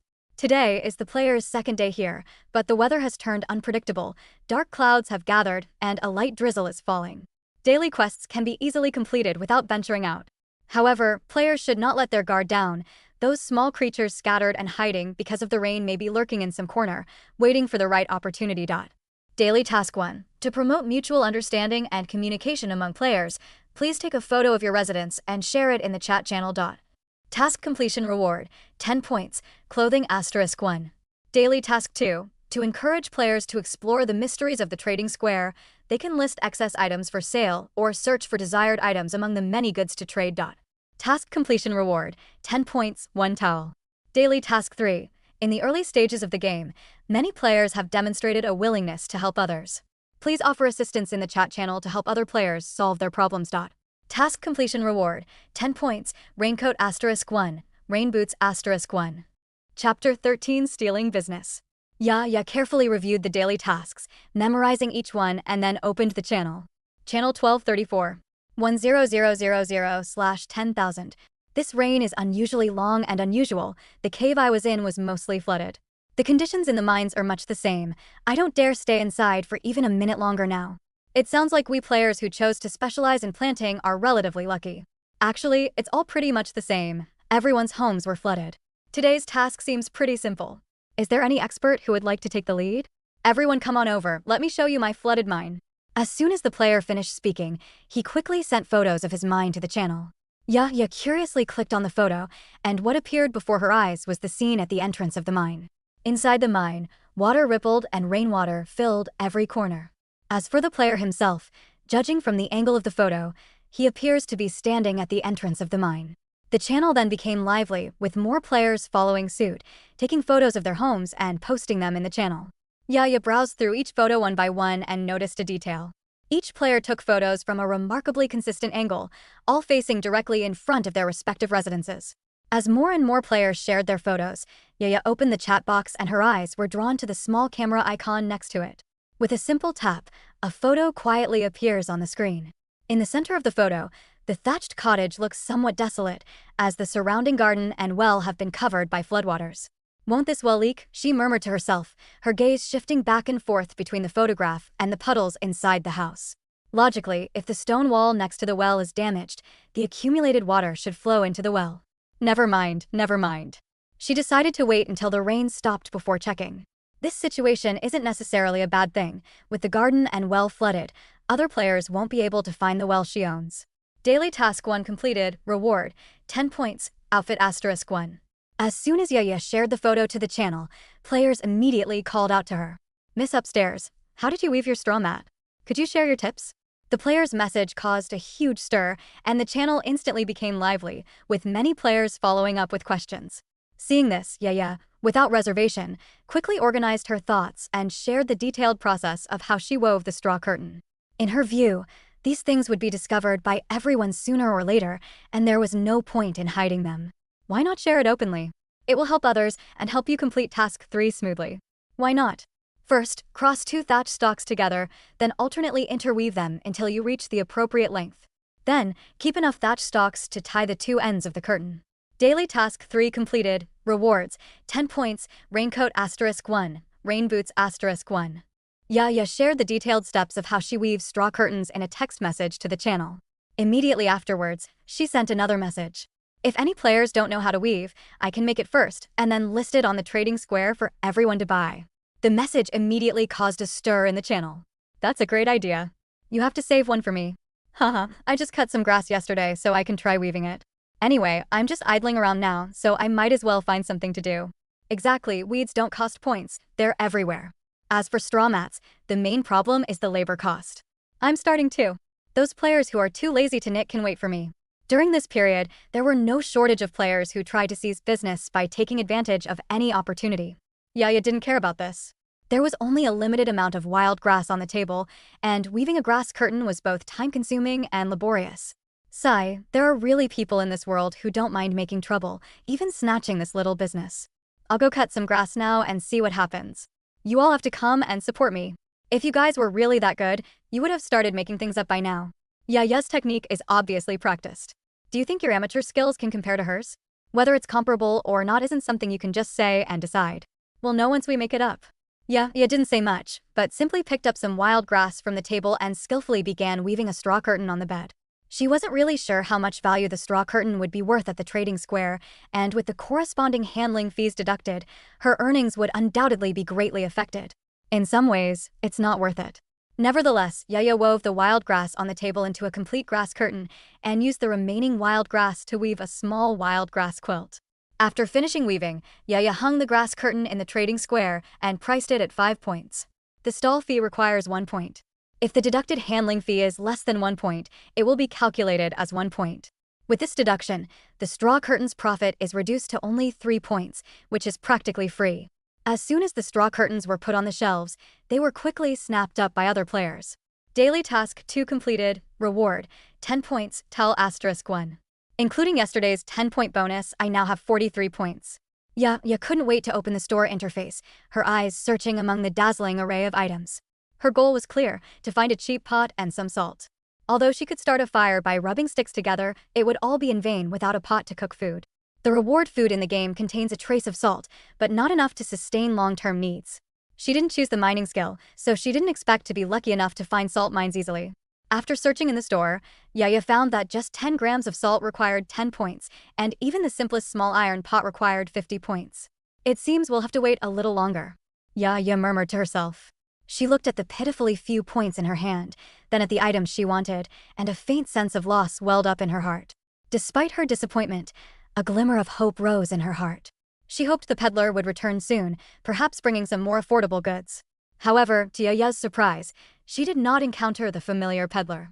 Instead, another unexpected visitor quietly arrived. Woof woof woof. Woof woof woof. Just as Yaya was engrossed in the game screen, her mind racing, De Huang, who had been lying quietly between her legs, suddenly sat up, stood on the bed, and barked incessantly at the door of the thatched hut. Big Yellow, what's wrong with you? Yaya was startled by De Huang's reaction. She quickly gripped the sickle lying to the side tightly in her hand and cautiously looked towards the door of the thatched hut. Chapter 14: The Three Amp Brothers. After observing quietly for a while, Yaya found that the doorway was still quiet and there was not a ripple on the water. But De Huang's behavior was quite strange. Yaya gripped the sickle tightly and decided to go to the door to take a look. Just as she put on her raincoat and rain boots and was about to set off through the puddles, De Huang seemed eager to jump into the water and join her. Just as Da Huang's front paws left the bed, preparing to pounce, Yaya reacted quickly and hugged its upper body tightly. Seeing this, Da Huang immediately stopped pushing, afraid that it might accidentally knock Yaya down into the puddle. It could only obediently let Yaya push it back onto the bed. Big Yellow, I'm going out to check the situation first. You stay here and behave yourself. Yaya spoke softly, raising her hand to gently stroke Da Huang's head. If the little creatures mentioned in those missions really do appear around the thatched hut, she should be able to detect their presence. The forest was damp from the rain, but the water was not deep. As Yaya pondered, she slowly moved toward the door. When she arrived at the door, she cautiously peeked out, her gaze sweeping over the water's surface. The water around the thatched hut was as calm as a mirror, with no strange bubbles rising or any unusual movements, and no trace of other animals in the vicinity. Could it be that yesterday's rain washed away the fence?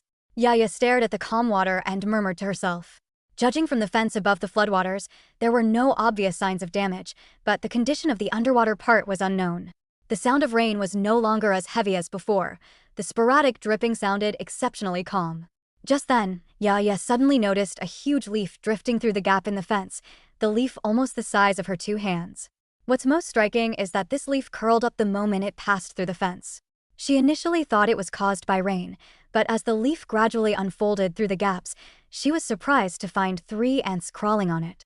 Their bodies were long and slender, almost as long as a finger. 3 ants stood side by side, each holding a small stick, like oars, waving them in the water. The ant in the middle was different. It lay there quietly, like a silent stone, without moving. Yaya discovered that its back was covered with a layer of green, viscous liquid. The liquid shimmered with an eerie luster, as if it had been struck by some powerful force, causing it to suffer severe damage and oozing green blood. Could this be the little creature that came to take shelter from the rain?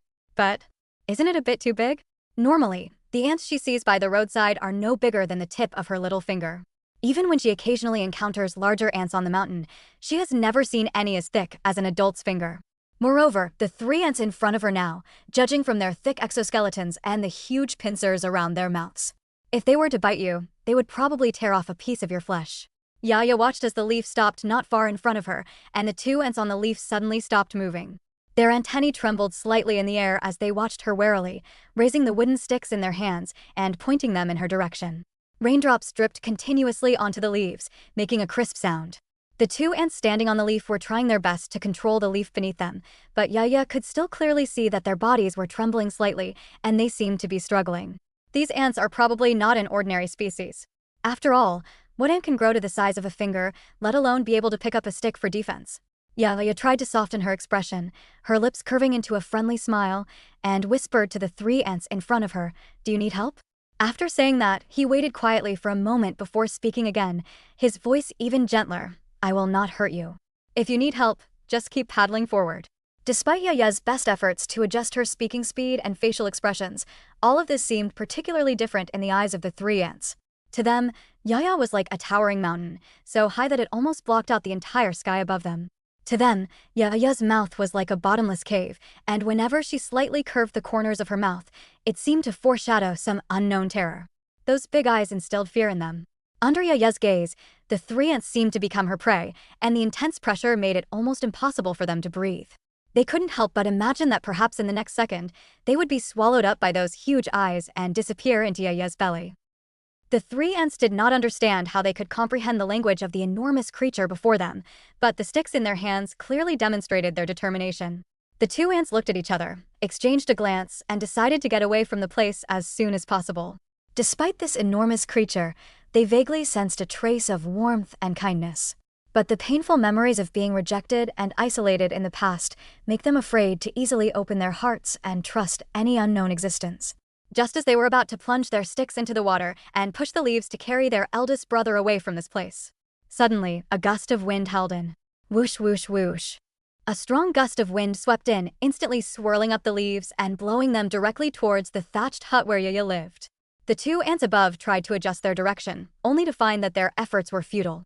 Left with no other choice, they could only let the wind push the leaves along, carrying them all into Yaya's thatched hut.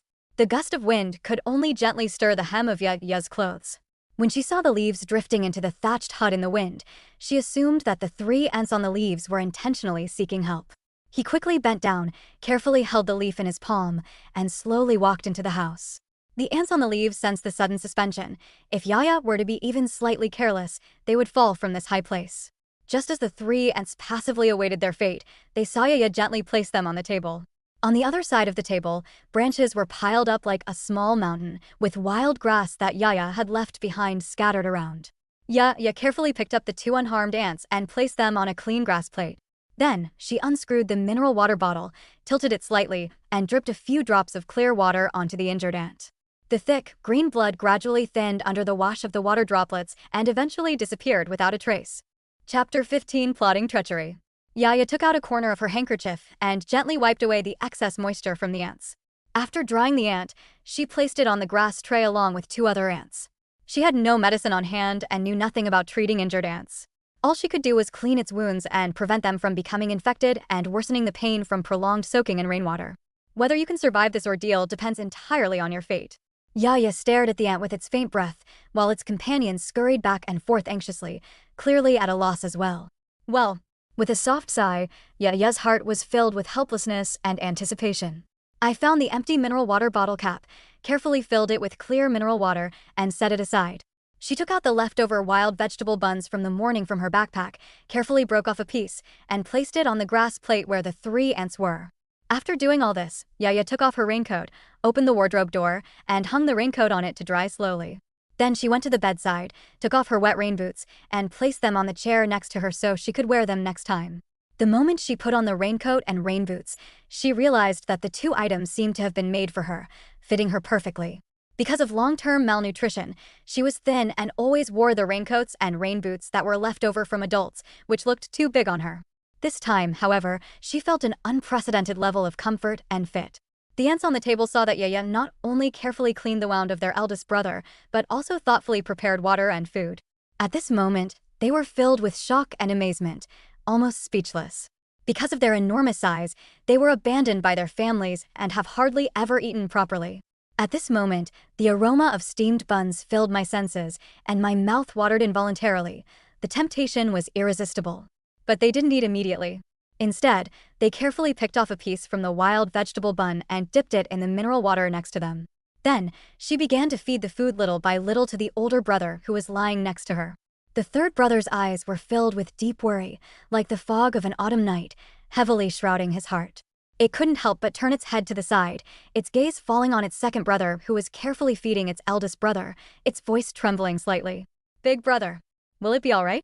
Upon hearing this, the second son remained silent for a moment, but his hands continued moving. It only opened its mouth slowly after feeding the last small piece of wild vegetable bun into its older brother's mouth. "Have no idea." The second brother's voice was deep and powerful, each word seeming to be squeezed out from the depths of his heart. "But it seems that this person wants to help us." It paused again at this point, as if encouraging itself or cheering on its third brother. At least so far. It could not understand why it could know the meaning of the human's words and perceive the goodwill in them. This feeling was something I had never experienced since birth, except with my parents and siblings. But deep down, it still harbored a sliver of disbelief and doubt. Hearing his second brother's words, the third brother felt a surge of worry welling up inside him, leaving him speechless for a moment. Even the originally tempting food lost its appeal.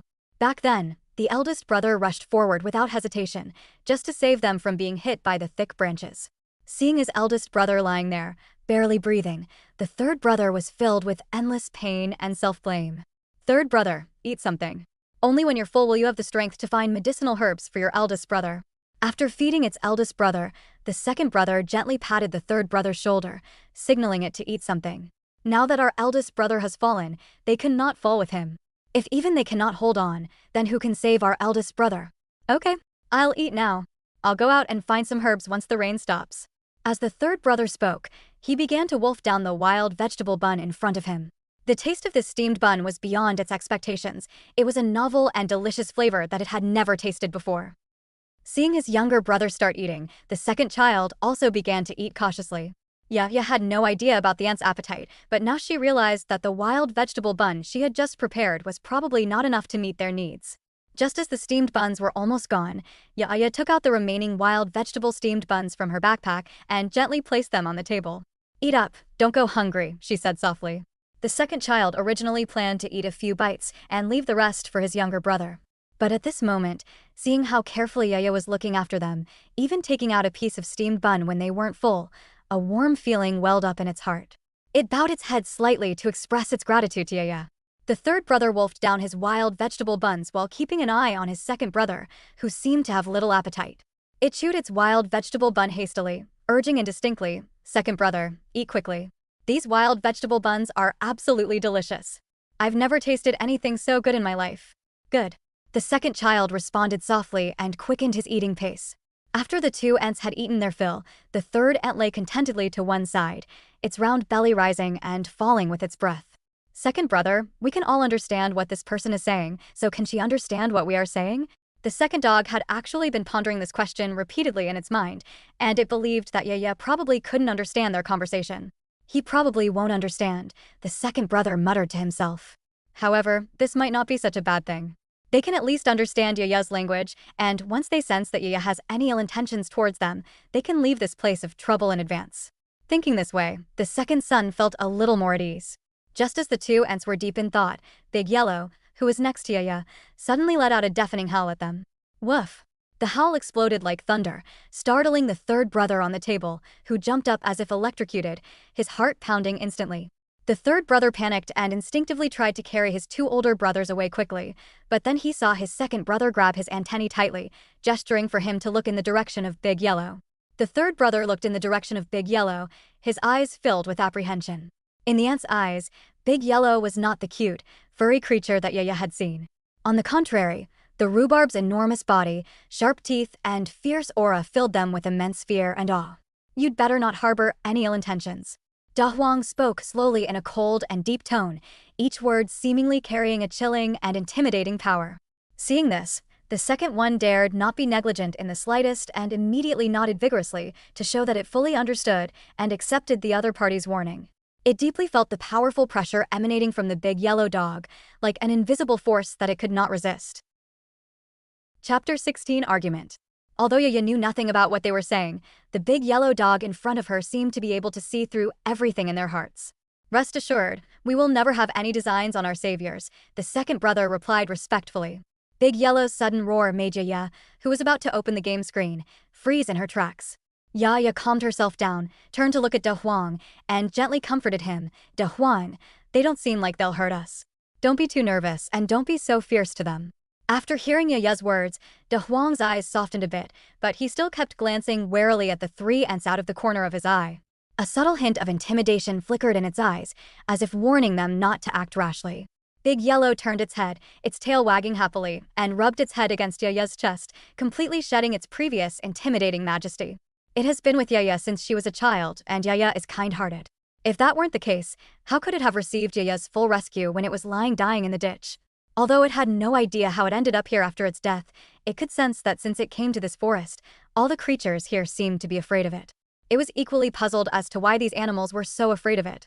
But one thing it was certain of was that as long as it was powerful enough that these creatures feared it, it would be able to protect Yaya's safety.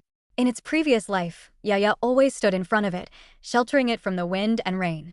Now, it's its turn to protect Yaya. Yaya looked at the big yellow dog rubbing against her, a slight smile playing on her lips, her fingers unconsciously stroking its soft fur. The reason why Big Yellow reacted so excitedly was probably because it was the first time it had seen such a huge ant. Rhubarb, these aren't your food, Yaya whispered a reminder. They were afraid that Big Yellow might accidentally swallow the three ants on the table as food. After hearing Yaya's words, Da Huang let out a soft sob, his voice carrying a hint of grievance and dissatisfaction. It seems to be saying, I would never eat such disgusting food. After calming down Da Huang, Yaya opened the game interface and skillfully accessed the chat channel. She wanted to see if she was the only one who had encountered the little creatures seeking refuge, or if all the players were in the same situation. Since she stepped into this game world, her life seems to have become more peaceful and fulfilling than before, but she still maintains a sense of vigilance. In this world full of unknowns, the slightest carelessness could lead to death in the dead of night. When Yaya's gaze fell on the chat channel, she was slightly taken aback. There was one less player on the channel. Channel 1234. 9999/10,000. How could this be? There are only 9,999 players left in the channel? What happened to that player? Just open the channel list and you'll see. His avatar and name have turned gray, so he's obviously dead. How exactly did he die? Does anyone know? How else can you die here? You'll either drown, starve, or be eaten by a monster. I really can't think of any other way to die. This is terrifying. It's only the second day of the game, and one player has already died. The current situation is quite good. Compared to the novels I read before, where many players died on the first day of the game, we only had one player die on the second day. As long as we stay vigilant and do our best to survive, I believe we can still stay safe and sound. When will this rain finally stop? My mind is now flooded, and I have to take shelter in the branches of a nearby tree, wearing a raincoat and huddled up in a ball. When will this end? Are we players scattered throughout the game? Have we met other players yet? Can we form a team, live together, and support each other? So far, I haven't encountered any other players in the surrounding area. In fact, such thoughts have been circulating among players for some time, and it's not that no one has ever considered them. But the reality is that most players remain confined to their initial areas, rarely venturing further afield, let alone encountering other players. Even if that day ever comes, assembling a team will not be easy. Since we're all strangers, who can guarantee that we won't betray or scheme against each other? This is unbelievable. You sellers are so greedy. A tattered straw mat, and they dare to price it at 20 points? If I had 20 points, I'd rather buy something more valuable than a worthless straw mat. Exactly, isn't your price outrageous? And look at the quality of your straw mats, they're just too rough. These straws look like they've been soaked in rainwater, some of them are even starting to rot. How can you have the nerve to sell something like this? When it comes to straw mats, you have to talk about Yaya. She not only teaches everyone how to make them, but the finished products only sell for 5 points when they're displayed in the trading square. I was a little slow back then and missed out. I still feel regretful when I think about it now. Thanks to my 20+ years of single skill reflexes, I managed to snag it. I must say, the craftsmanship is so meticulous it rivals the finest pieces on the market. Even the weeds on the scraps were carefully trimmed. There wasn't a single sloppy spot. It's just a simple straw mat. If you think it's too expensive, don't buy it. Besides, that girl named Jaya, doesn't she charge for her work? She's only pricing it at 5 points. Isn't that cutting off our source of income? Some people are dissatisfied with the high price of straw mats at the trading square. Similarly, some people are also dissatisfied with Yaya's previously low prices. Soon, the dissatisfaction was directed at Yaya. Yes, where's that girl named Yaya? Let us all get to know her. Her arbitrary pricing is simply breaking market rules. They put so much effort into creating this. Why is she only listing it for 5 points? She's obviously afraid we'll steal her business, so she's deliberately setting such a low price. That's right. I bet she's too guilty to say a word right now, and she's probably frantically weaving a straw mat right now. Everyone only has 2 hands. At most, she's just a little faster at knitting. But so what? How many can she knit in a day? Buy it if you want, or don't. Stop chattering like we can't sell them. You know, it was Yaya who first suggested making straw mats, and she even generously taught everyone how. Now, all she's done is weave a high-quality one at a reasonable price. How has she become your target? Chapter 17, The Drama Queen. Exactly. Some people not only do bad things, but also pretend to be victims. They're such drama queens. Miss Yaya, don't listen to their nonsense. We all love the straw mats you make. As long as you put them on the shelves, I'll be the first to buy them. We support you. Yes, that's it. As long as you're on the team, we'll buy it. We'll help you fight back against those who just spew nonsense. Yet Ya's gaze swept over those who spoke up for her, and a faint warmth quietly welled up in her heart. She had already decided to stop weaving straw mats. The wild grass is currently soaked in rainwater, and even if it is cut and woven, the quality of the straw mats will be greatly affected. She didn't want the buyer to suffer a loss, nor did she want her efforts to be in vain. She didn't take those who mocked and ridiculed her to heart. After all, they are far apart, and a few slanderous words cannot hurt her in the slightest. Just as Yaya was about to close the game screen, her gaze inadvertently fell upon a sudden argument in the channel. She wasn't one to join in the fun. She preferred to immerse herself quietly in her own game world, keeping a distance from the noise of the outside world. But this time, she hesitated. She felt it necessary to look into the whole story of the argument, understand the reasons behind it, and avoid getting involved in similar disputes in the future. Wang Biao, you treacherous bastard. We clearly agreed that you would trade 20 wild vegetable buns for my kitchen knife. I already turned down other offers for this deal. Now you're telling me you don't want it anymore? Aren't you just messing with me? I'm so angry. You piece of trash, you don't keep your word. Hey, you upstairs, watch your mouth. Let me tell you, I've already found something cheaper than yours, so I bought it from someone else. If you really want to sell it to me, then lower the price, and I'll take pity on you and give you 10 wild vegetable buns instead. Go to hell. It's just 20 wild vegetable buns. I'm not going to waste my breath on you. I've already hung the cleaver in the trading square, no bargaining. Anyone who wants to buy it can go ahead. I'm not worried about selling it. Transactions are supposed to be voluntary between the two parties. If someone wants to buy, they can buy. If they don't want to buy, they don't have to. Why should you force them? And Wang Biao, don't try to act innocent after getting a good deal. Everyone knows what you're up to. It's really not a good thing to do this, since you've already promised someone and then go back on your word. I think we should just list these kinds of things on the trading plaza from now on. Whoever wants them can buy them themselves. The prices are all set, which will save us a lot of trouble. Exactly, it's always good to be in control. Luckily, I've never encountered such a situation. But speaking of which, Didn't the game only give 10 wild vegetable buns in the gift pack? How did they get 20? The difference between people is just too big. They haven't even finalized the deal yet, who knows what he actually has. Maybe he's just bluffing. I could say I have mountains of gold and silver. That's true. Look everyone, it looks like the rain has stopped. Observing the debate among players in the channel, Yaya sorted out the whole story. Fortunately, she never considered negotiating privately with any players. She simply listed the items on the trading plaza, allowing interested players to choose for themselves. This approach avoids the hassle of haggling and saves the trouble of communicating with other players. For her, this was undoubtedly the most worry-free and effortless way. Upon seeing a player in the channel mention that the rain had stopped outside, Yaya immediately put on her rain boots. She didn't disturb Big Yellow, who was resting nearby. The 3 ants on the table, having endured a long journey on the water, were also exhausted and were now sleeping peacefully. Yaya tiptoed past, afraid of disturbing their sweet dreams. We arrived at the door of the thatched hut. The outside world had been completely transformed, and the fresh scent of the rain filled the air. The sky was no longer foggy as before, but gradually cleared up, and the sun slowly peeked out from the gaps in the clouds. Sunlight filters through the gaps in the leaves, dappling the ground and creating patches of golden light. The air was filled with the fragrance of earth and grass, which was refreshing and invigorating. Yaya took a deep breath of fresh air and felt much more relaxed. The world was exceptionally peaceful after the rain, and Yaya carefully walked towards the well. She discovered that the well seemed to be surrounded by an invisible protective shield, tightly enveloping it and preventing rainwater from entering, while also keeping out the surrounding puddles. In stark contrast to the well's pristine condition was the nearby garden. It has no protective cover and can only be submerged by rainwater. On the garden, a line of eye-catching text quietly appeared. Due to excessive water accumulation, the primary nursery is temporarily unavailable. The floodwaters are still deep, making it unsuitable to go out. Yaya carefully walked around the fence, checking every detail. Fortunately, there were only a few minor damages. Back in the thatched hut, Yaya went to the bedside, took off her rain boots, and put them away properly. Then it quietly lay down next to Big Yellow, intending to take a short nap. Judging from the current weather conditions, the water on the ground should evaporate completely by noon. There are still many things to do this afternoon, so this rest is especially important. During Yaya's rest, the forest under the sunlight began to slowly recover. As the moisture stored in the forest gradually evaporates, it releases a large amount of humidity, causing the entire forest to be shrouded in a thin mist, which is full of vitality in the hazy atmosphere. Every leaf tip and every blade of grass was adorned with crystal-clear water droplets, which sparkled in the sunlight. Drop.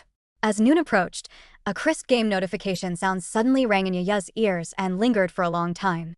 Startled awake by the sudden sound, Yaya sat up abruptly, looked around, and found nothing unusual in the thatched hut. She tapped the game screen. Today is the weekly Dandelion delivery time. Players, please go to your door to greet these adorable little creatures that bring you hope in life. Dandelion? A hint of doubt flashed between Yaya's brows, but when her gaze fell on the 2 eye-catching words notification, all her doubts seemed to find an answer. Deliver goods? She quickly grabbed the rain boots that were placed beside her, deftly put them on, and hurried to the door. Most of the forest floor was dried by the sun, and the damp soil and fluffy grass gave a soft feel when you stepped on it. But her gaze quickly returned to the thatched hut, where water still lingered. She planned to clean up the stagnant water inside the thatched hut after the dandelion left. Beep beep beep. Just then, Yaya suddenly heard the game's urgent and piercing urging voice again, followed by laughter and playful noises coming from the distant sky. Chapter 18. Choose one of 3 supplies. Hee hee. I love rainy days. The weather today is absolutely wonderful. A clear, crisp female voice echoed in the air, carrying a touch of innocence and naivety. Little Giorgio, you'd better behave yourself later. Before he could finish speaking, he was interrupted by Xiao Giorgio next to him. I understand, sister, don't worry. I'm looking forward to having some fun in the forest after I finish delivering the goods.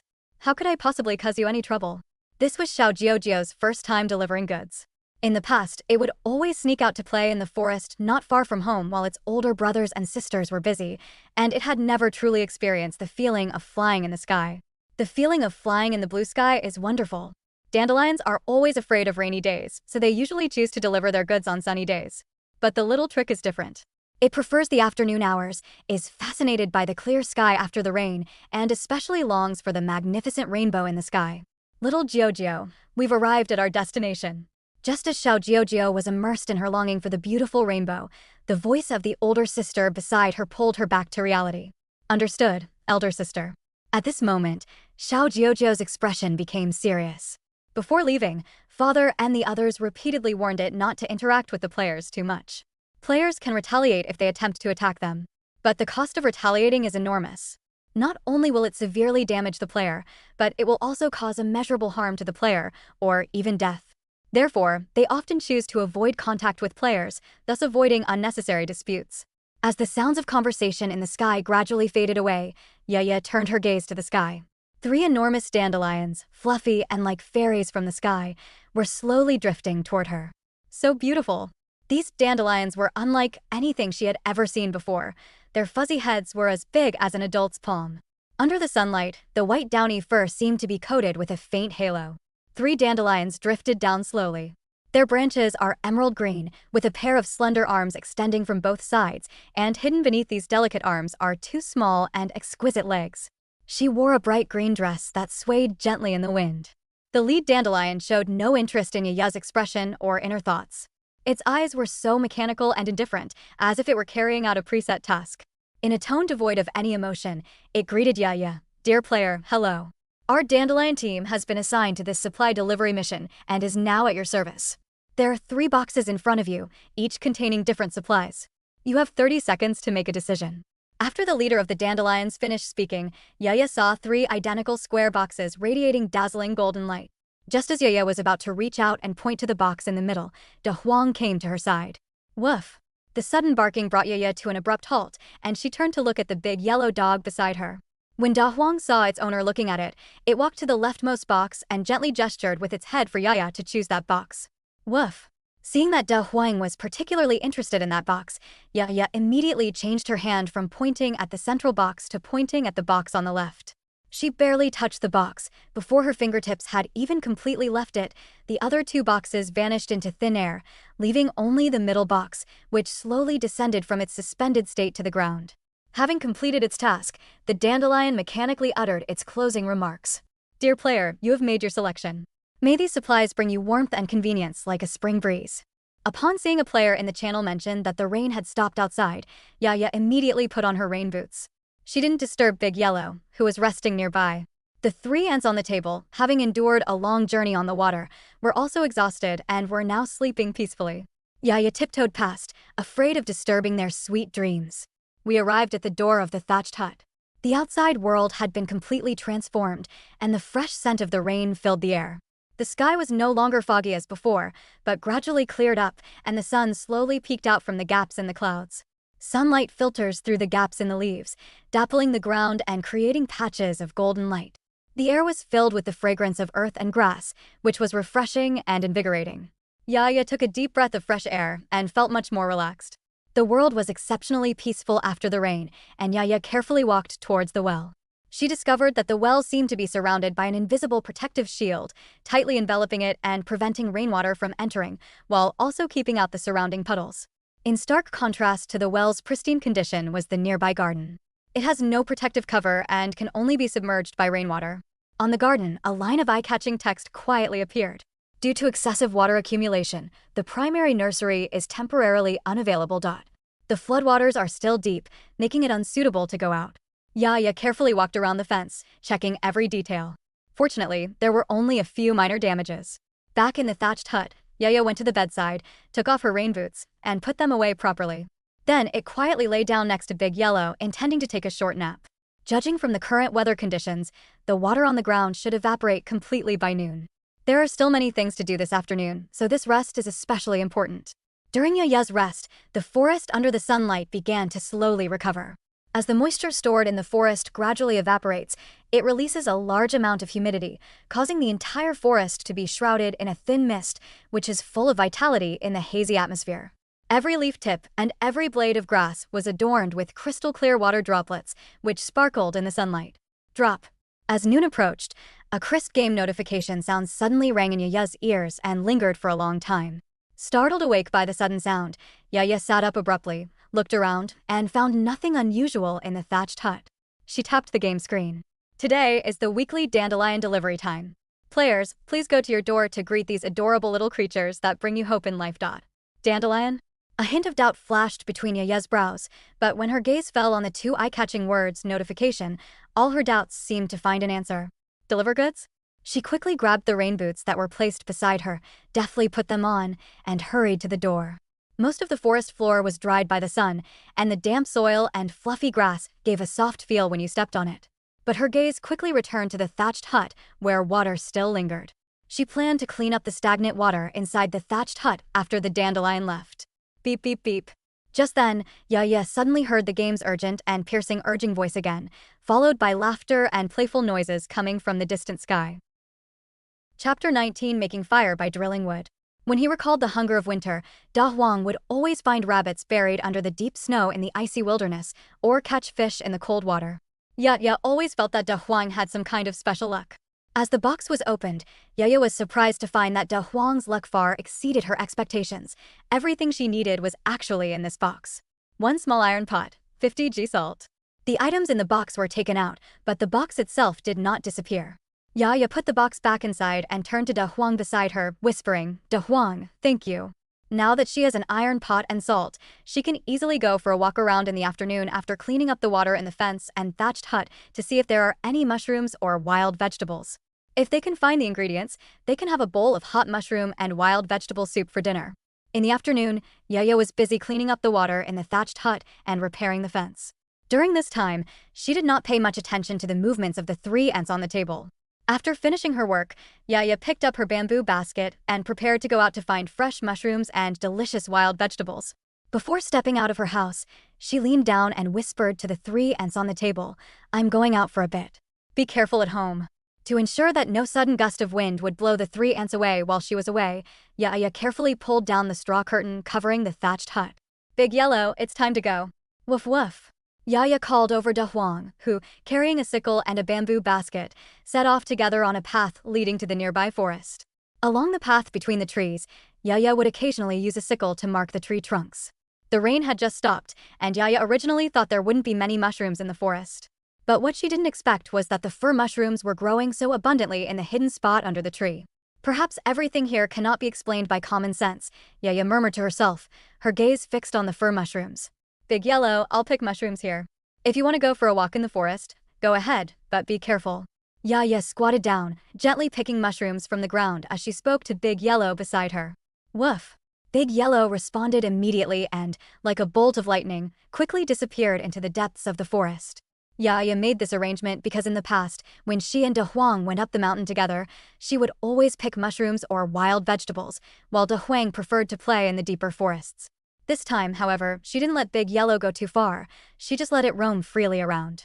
Yaya picked all the pine mushrooms under the shade of the tree and put them into her bamboo basket. She picked a lot of pine mushrooms today. She would eat some tonight and dry the rest to eat later. When Yaya stood up to look for Da Huang, she discovered that Da Huang had a pheasant in its mouth. Da Huang placed the lifeless pheasant at her feet, and a green dandelion slipped from its mouth. "Big Yellow, you're amazing." Yaya recognized the dandelion in Da Huang's mouth. Its roots and stems contain mucus and various alkaloids, which have hemostatic effects. This dandelion must have been prepared by Da Huang for the injured ant in his house. Yaya carefully placed the dandelions into the bamboo basket while carrying the pheasant and sickle in her hand, and slowly walked towards the thatched hut. "We have gained a lot today, so there is no need to linger in the forest any longer. We're back." After Yaya returned, she carefully washed the dandelion, found a stone, and gently crushed its roots until the green juice oozed out. She placed the juice on clean leaves, took it inside, and used it to heal the injured ant.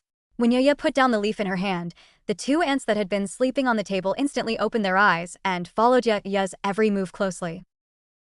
Yaya was not displeased by their vigilance. After all, in such an unknown environment, any creature would instinctively remain alert. Moreover, that injured ant must have been extremely important to them. Da Huang found a dandelion on the mountain. Its roots and stems, when crushed, have a hemostatic effect, Yaya explained in a gentle tone. She inexplicably felt that the ants seemed to understand her words.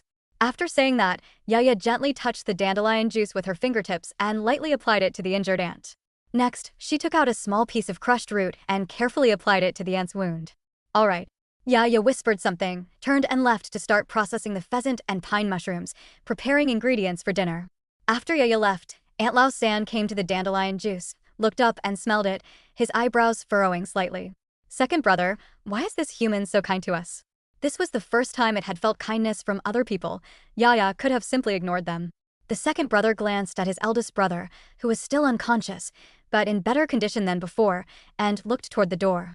I don't know either. Deep down, they were confused. Based on their understanding of humans and their family traditions, humans should be dangerous and untrustworthy. Perhaps the family elders have some misunderstanding about humans. The second son wondered about it, but did not say it aloud. It knows that not everyone can be like Yaya. Yaya might just be an exception. Otherwise, since humans are also social creatures, why would Yaya live here alone? Yaya had no idea that after she left, the pair of ant brothers would be caught up in such complicated thoughts. She climbed up a large tree nearby, cut off 3 thicker branches, and built a makeshift support next to the thatched hut, placing the pot filled with water on it. Next, he took a pile of dry branches from the table in the thatched hut, selected a relatively thick one, and another with a sharp tip, and put the rest at the bottom of the pot. Now, it's time to try starting a fire by rubbing sticks together. Good luck! Although she grew up in the mountains and was no stranger to making fire, this was her first time trying to start a fire by friction. She was filled with both anticipation and trepidation, wondering if she could succeed. Yaya picked up a sickle and chiseled a small groove in the middle of a thick branch, then filled it with a layer of dry grass. Following the method described in the book, she began to rotate the wooden stick in her hand round and round, but even though her hand was already sore and numb, not a single spark appeared in her eyes. Making fire by rubbing sticks together is indeed not a simple matter. Does this mean I'll miss out on chicken soup tonight? Yaya couldn't help but feel a little regretful. But only for a moment, her determination rekindled. No, I can't give up. She decided to try again, but after several attempts, she still failed. I remember reading somewhere that attaching a rotating bow to a stick can save a lot of effort. The thought flashed through Yaya's mind, but she didn't stop working. Chapter 20 Fir Tree Mushroom and Pheasant Soup. Yaya used the wild grass next to her to weave a rope, and cleverly wrapped it with a tree branch to make a simple bow-shaped structure. Next, fix the wooden stick in the center of the rotating bow, and make the wooden stick rotate at high speed by pulling the rotating bow back and forth. Just as Yaya felt the wood in her hand begin to heat up slightly, the straw rope securing the stick broke due to excessive friction. Try again. With success in sight, Yaya was unwilling to give up easily. The ant brothers inside the house also noticed Yaya's actions at the door. The third brother watched Yaya tirelessly trying to start a fire by rubbing sticks together, but it seemed that not even a spark could be seen. He turned to his second brother beside him and asked softly, "Second brother, why don't you go, help her? Look at that pheasant. If we don't eat it tonight, it might spoil by tomorrow." The third brother said this so that his second brother would help Yaya, even though he knew perfectly well that if the pheasant was kept in the well and refrigerated, it would still be fresh tomorrow. The second brother naturally saw through the third brother's little scheme and instructed him, "You stay here and behave yourself." After saying that, it slowly crawled under the table. Although it is much larger than an ordinary ant, it still takes some effort to cover this considerable distance. Just as it was halfway through its crawl, Big Yellow unexpectedly appeared in its field of vision and stood beneath it. "Come on up. If I had known you could breathe fire, I wouldn't have gone through all this trouble," Big Yellow said in a tone that carried a hint of disdain. The second ant didn't pay too much attention to this and jumped onto Big Yellow's back without hesitation. Big Yellow carried it quickly to Yaya, who was trying to start a fire by rubbing sticks together. Yaya is still trying relentlessly, even though she has not yet seen any signs of success. The second ant jumped off Big Yellow's back and landed next to Yaya. It cleverly pretended to sneeze at the spot where it was rubbing. Achoo! A simple sneeze unexpectedly ignited the hay in the trough. "It's done! It's done!" Yaya excitedly guarded the tiny flame in front of her, and at the same time, she didn't forget to say to the second ant beside her, "Thank you so much. If it weren't for your sneeze just now, I'm afraid it would have taken me a long time to start a fire. Move over a bit, be careful not to get burned." In Yaya's eyes, the second ant just happened to sneeze at the right time, which just happened to ignite the dry grass inside. She never imagined that the second ant would have the ability to spit fireballs, as this was something she didn't know existed. The second ant was clearly stunned after hearing Yaya's words. After meeting Yaya, it seemed as if it had heard every thank you in its life. The second ant couldn't help but wonder, perhaps she really is different from others. Seeing that the second ant was standing still, Big Yellow picked up the dazed ant with its mouth and carried it to the table inside the house. "What are you still standing there for? I'm warning you in advance, this isn't a place where you can eat and drink for free forever. Judging from your appearance, you've probably been expelled from your families." It paused, then continued, "If you want to live here indefinitely, you'll have to work." As he spoke, Big Yellow glanced at the 3 ants in front of him. After thinking for a moment, he slowly added, Let's begin when your eldest brother wakes up. Without giving the ant brothers any chance to react or refuse, Big Yellow walked out of the room without looking back.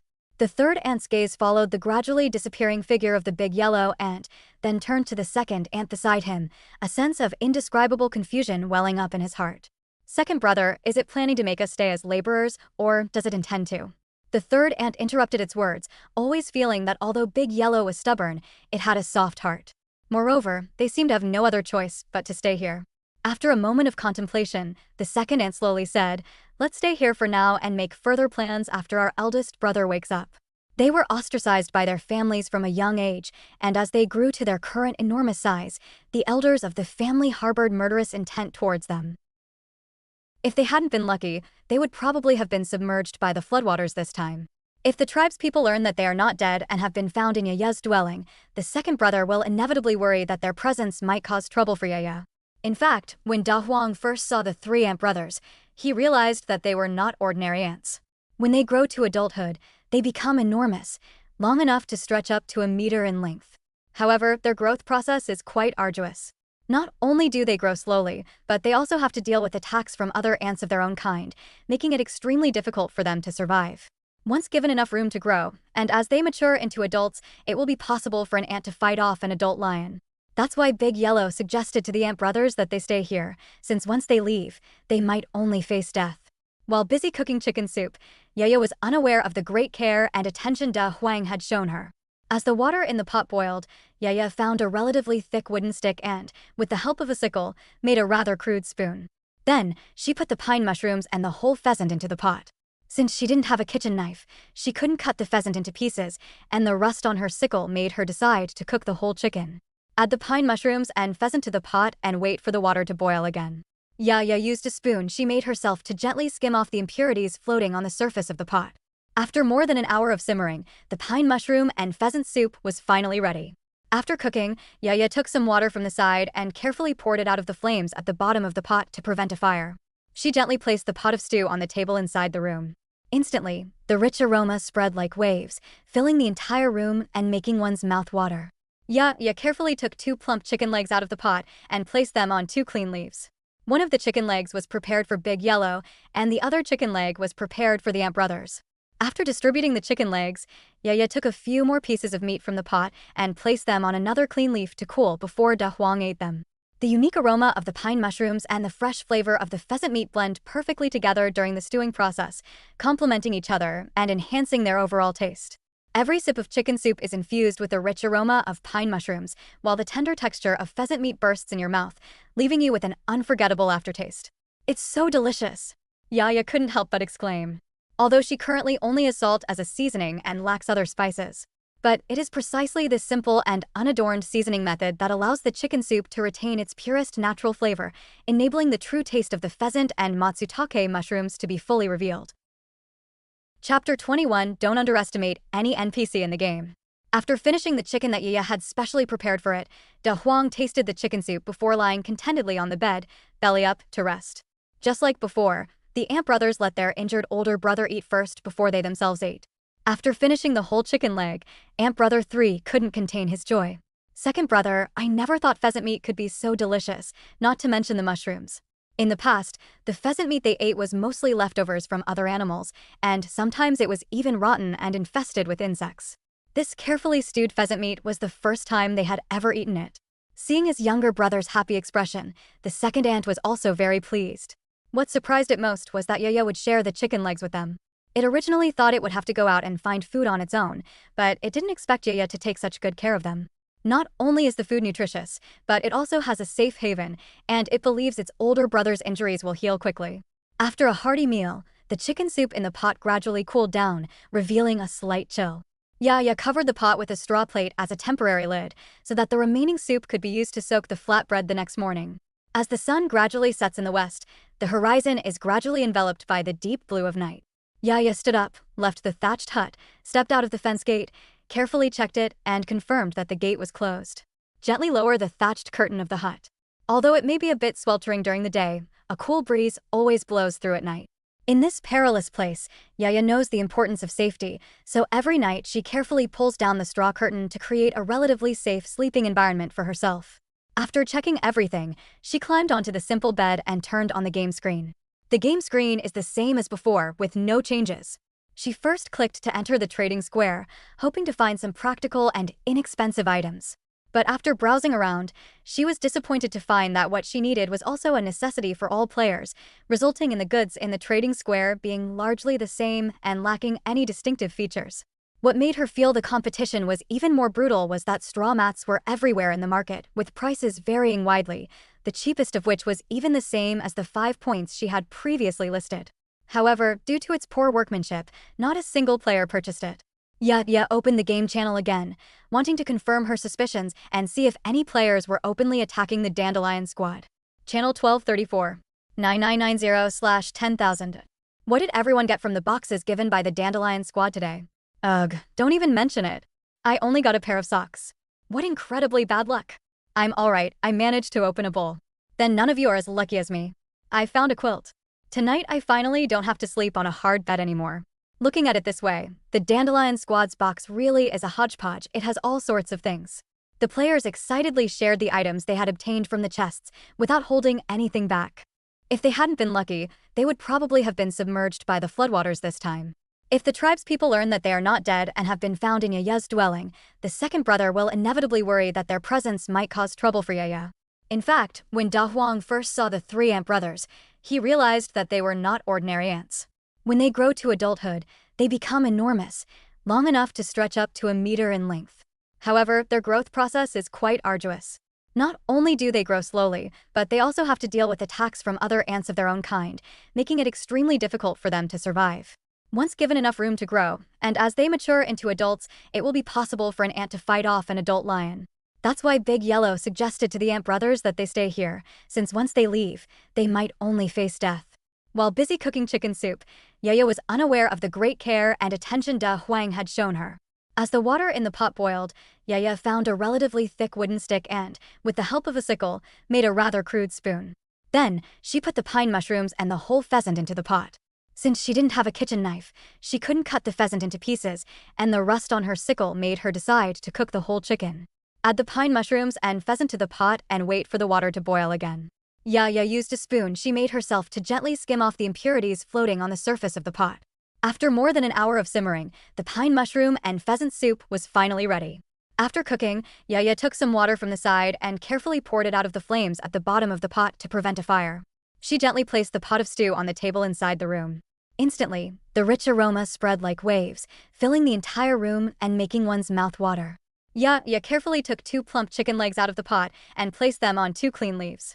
One of the chicken legs was prepared for Big Yellow, and the other chicken leg was prepared for the ant brothers. After distributing the chicken legs, Yaya took a few more pieces of meat from the pot and placed them on another clean leaf to cool before Da Huang ate them. The unique aroma of the pine mushrooms and the fresh flavor of the pheasant meat blend perfectly together during the stewing process, complementing each other and enhancing their overall taste. Every sip of chicken soup is infused with the rich aroma of pine mushrooms, while the tender texture of pheasant meat bursts in your mouth, leaving you with an unforgettable aftertaste. It's so delicious! Yaya couldn't help but exclaim. Although she currently only has salt as a seasoning and lacks other spices. But it is precisely this simple and unadorned seasoning method that allows the chicken soup to retain its purest natural flavor, enabling the true taste of the pheasant and matsutake mushrooms to be fully revealed.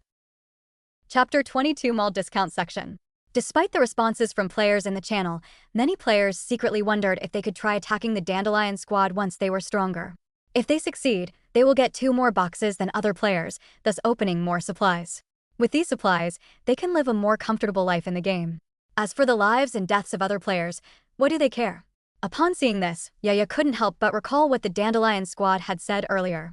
She realized that if these players in the channel were to die, the Dandelion Squad members responsible for delivering supplies to them would likely also be doomed. Yaya's feelings became complicated. She was confused about how she felt at that moment. She felt a pang of sympathy for the members of the Dandelion team, who were simply carrying out their tasks diligently, only to suffer misfortune because of the players' greed. Just as Yaya was about to turn off the game screen and go to sleep while hugging Da Huang, a notification suddenly popped up in the center of the game interface.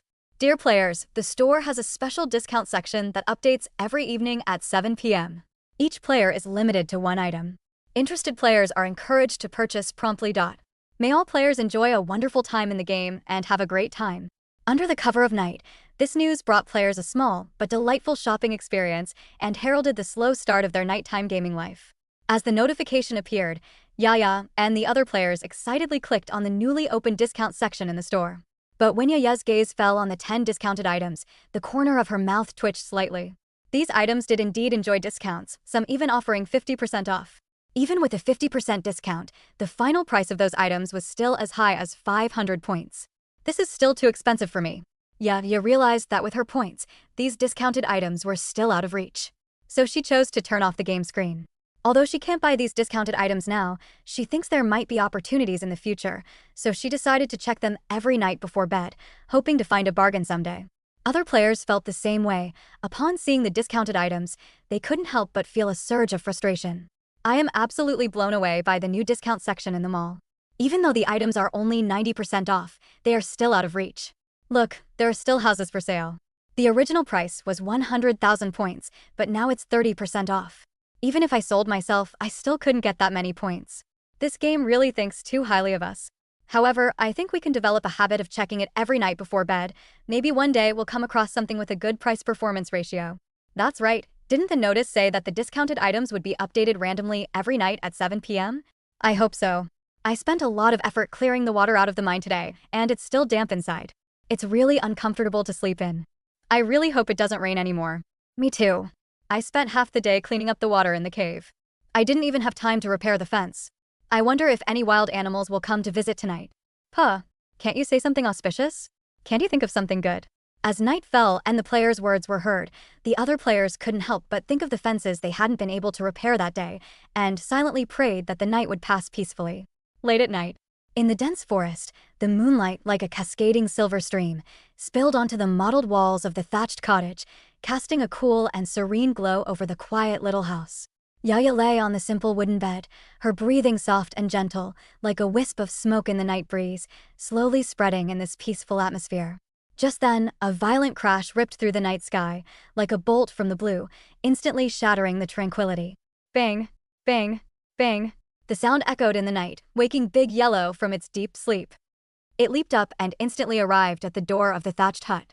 At the same time, Yaya was also awakened from her dream by the sudden noise. She heard the terrifying sound, and a strong sense of fear welled up in her heart. She immediately sat up, grabbed the sickle from beside the bed, and carefully walked towards the door. Shoo! Yaya arrived at the door and saw that Da Huang was already waiting there. She gestured to Da Huang to keep quiet. The moonlight, like water, filtered through the straw curtain under the eaves and spilled onto the world outside the fence. Bathed in the silvery light, a massive wild boar was frantically ramming its hard snout against the fence, each slam accompanied by a piercing sound, as if trying to tear the tranquil night apart. Its eyes gleamed red in the moonlight, as if trying to break free of the fence and enter the thatched hut. Yaya was not alarmed. She stood quietly by the straw curtain, her eyes fixed on the frenzied wild boar. Bang, bang, bang. As the wild boar's pounding grew louder, the fence seemed to teeter on the brink of collapse under its fierce attack, yet it showed no signs of breaking. Yaya's heart was pounding wildly, but as she observed how sturdy the fence was, her heart, which had been in her throat, finally slowly returned to its place.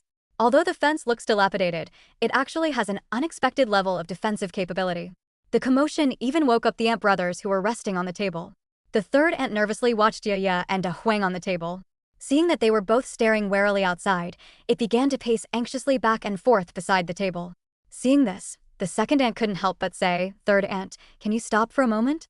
You're making me dizzy from walking around like this." "Oh dear, second brother. Can you hear the commotion outside?" the third brother replied anxiously. "Just in case." The third brother stopped abruptly before he could finish speaking. Although they each have their own abilities, it can swim, and the second brother can breathe fire, they are currently too small to deal with small rabbits or pheasants. They felt powerless against the enormous wild boar outside. "Don't worry, the fence around the thatched hut isn't just for show," the second ant said firmly. They spent quite a while lingering near the fence before finally drifting in through the gaps. It knew all too well that this was not a fluke of luck, but rather something deliberately done by someone. About 15 minutes later, the wild boar realized that its previous violent ramming had not been able to shake the fence at all, so it stopped its futile efforts, turned around, and slowly retreated into the depths of the forest. Call. As the wild boar's figure gradually disappeared into the night, Yaya finally breathed a long sigh of relief. Chapter 23 Wild Boar Attack. Yaya didn't go back to bed immediately. Instead, she stood at the door for a while to make sure the wild boar wouldn't return before carefully leading De Huang back to bed. Open the game screen. She felt that what had just happened wasn't unique to her. Perhaps other players had encountered similar situations, or perhaps there were wild boars or other animals near their lodgings. Channel 1234. 9988/10,000. Oh my god. Did anyone hear that? It sounds like something is violently hitting the fence. I heard it. I heard it. Thank goodness I repaired the fence before dark. I wonder if it will be enough to stop the wild boar's attack. Was that a wild boar that crashed into the fence? Just to be safe, I found a huge rock and blocked the doorway before I went to bed, so I can't see anything now. Has everyone encountered wild boars? Have the wild boars all gone out of control today? They've definitely gone out of control. Their eyes are all red. It's terrifying. What do I do? What do I do? My fence seems about to collapse. Please help me. Hey buddy upstairs, what's wrong? After saying that, the player who called for help fell silent. Other players were shocked when they checked their player lists to find that the player had been killed by a wild boar that charged in after sending that message. The wild boar continued ramming the fence for no more than half an hour before leisurely returning to the forest. I heard nothing coming from the doorway anymore. The wild boar seems to have left. I'm not making any noise here either. Do these wild boars appear according to some kind of timetable? Do they have to retreat at a certain time? But some wild boars left early. Is there some explanation for that? Based on the information in the channel, Yaya deduced that the wild boar would leave no later than half an hour later. Perhaps because her fence was sturdier, the wild boar left early. At this time, some players were also analyzing the specific situation of tonight in the channel. I found an alarm clock in the box the Dandelion team gave me today. I discovered that it took exactly half an hour from when the wild boars appeared until they retreated. Therefore, I guess they might appear every night from now on.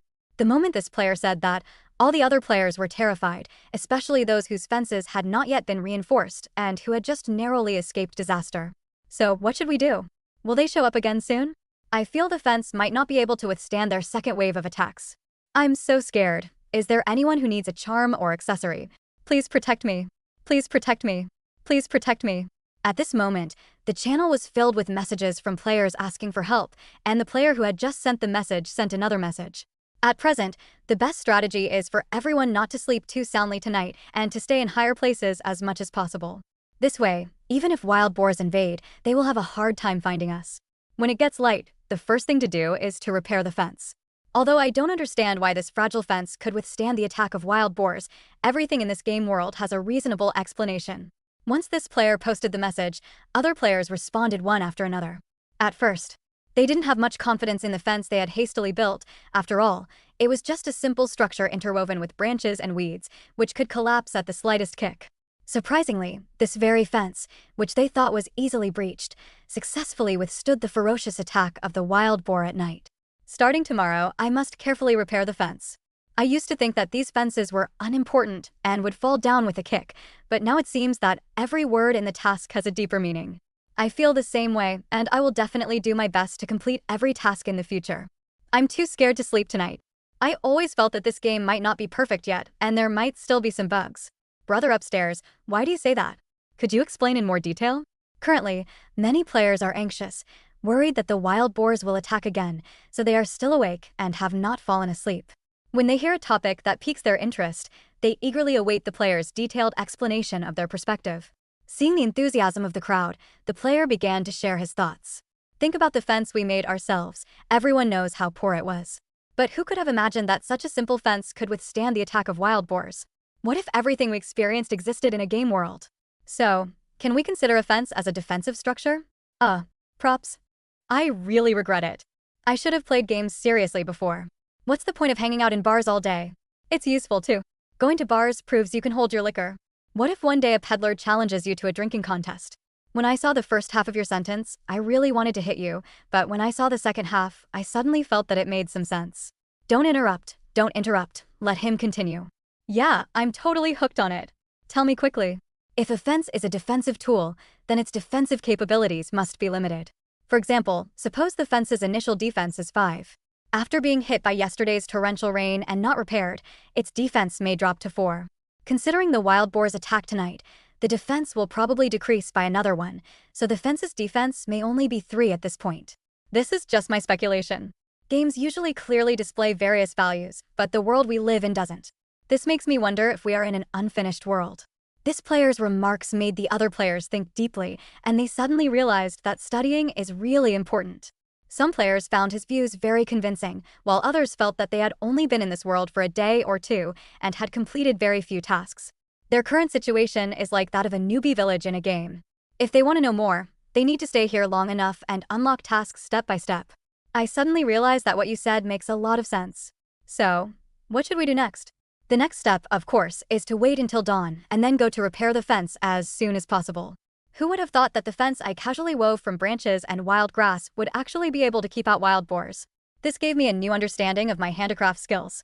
Brother upstairs, don't be too confident. The game has only just begun. The fence we made ourselves is just basic equipment. Although it can stop wild boars, who can guarantee that it will work again next time we attack? Puh, puh, puh. Shut your mouth. Chapter 24 New Features. I always felt that the game shouldn't be a half-finished product. We've only been here for 2 days and have only completed a handful of main quests, so the game's features are probably limited to what we've shown so far. Maybe as we complete more quests over the next few days, other features will gradually become apparent. Oh my god, I miss my mom so much. I want to go out right now. How can we get out of here? During this time, Yaya remained silent, having her own plans. Many players longed to escape this place, but Yaya refused, feeling that life here was a million times better than going out. I mean, if wild boars come every night, then setting a trap outside the fence might catch them. That way, we'll have meat to eat. Brother upstairs, your thinking seems a bit too optimistic. As long as I can save my life, I'm willing to eat steamed buns every day. Steamed buns, especially white flour steamed buns, are practically a luxury these days. However, upon closer inspection, your idea does seem to make some sense. But we don't have any shovels, and it's impossible for one person to dig such a big hole, unless we get lucky and pull out a trap from the box. Do you know how big that wild boar was? It was at least a meter long. What kind of animal trap could hold it? Some players dismissed his suggestion, while others began to seriously consider it. Setting traps is something we'll definitely be doing after we become hunting professionals. If we have the right tools, and considering that wild boars come out every night, I think that player's suggestion is very practical. But we are only one person now. Besides completing our tasks, we also have to repair the fence every day. We hardly have any time to dig traps. Time is like water in a sponge. There's always some if you're willing to squeeze. Besides, when we'll be able to leave here is still a mystery. If we can unite and act together, the situation will be very different. If everyone works together to hunt, we can have meat to eat every day. That's true. How wonderful it would be if everyone could get together. Agree. +1. +9,999. When this player's comments were made public, many players echoed them, while many others chose to remain silent. They gradually realized that the strange world they were in was like a giant playground. They knew nothing about the specific rules of the game. But one thing they are certain of is that this is by no means a country governed by the rule of law. Therefore, when players gather together, no one can predict the various changes that may occur in the future. Most players still prefer to act alone before they become strong enough, so that they have more time to grow and adapt. Yaya noticed that the channel was filled with players' idle chatter, but there was very little valuable information. I closed the game interface, lay back on the bed, and hugged the soft, large yellow dog in my arms. Her fingers gently traced the soft fur of Big Yellow as she murmured, "Big Yellow, many people want to escape from here, but I don't want to leave. If life after leaving here is no different from before, then I would rather stay here forever." And are we really dead? Da Huang lay quietly in Yaya's arms, listening to her murmurs. It didn't know why they were there, but it was convinced that they had died in their previous world. That horrific memory feels like it happened just yesterday. The pain of the blade piercing my abdomen, the feeling of my blood gradually drying up, and the cruelty of having my muscles and tendons ruthlessly torn apart are still vivid in my mind and etched into my heart. If everyone will eventually leave this world, then souls like them, who have already departed, should completely disappear from the world.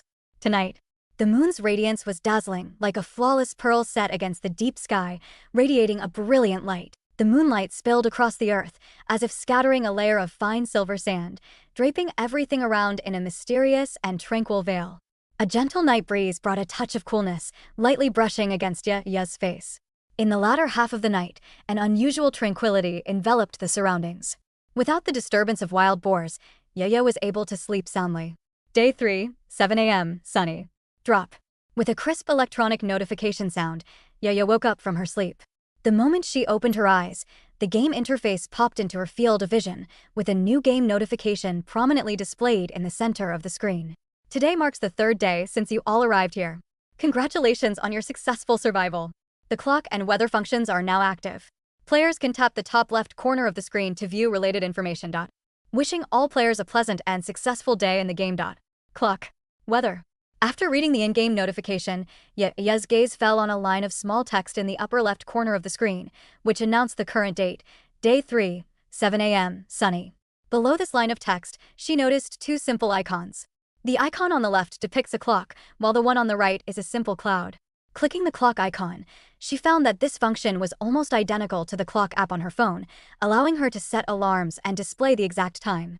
The game doesn't seem to have put much effort into depicting the weather. Apart from the 2 prominent characters sunny day, there was no other detailed information on the entire screen. Channel 1234, 9987/10000. As I said before, we're currently in the starting area of this world. New features are unlocked every day. Today it's time and weather.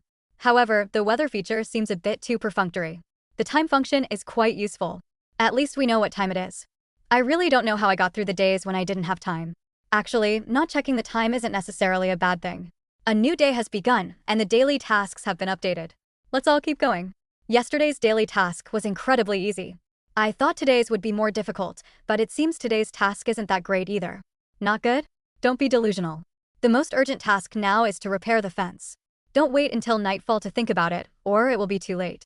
Although the number of players in the channel dropped overnight, everyone tacitly chose to remain silent because they all knew clearly how those players had died. After reading the game prompts, Yaya turned her gaze to the taskbar, where she could find the 3 daily tasks to complete that day.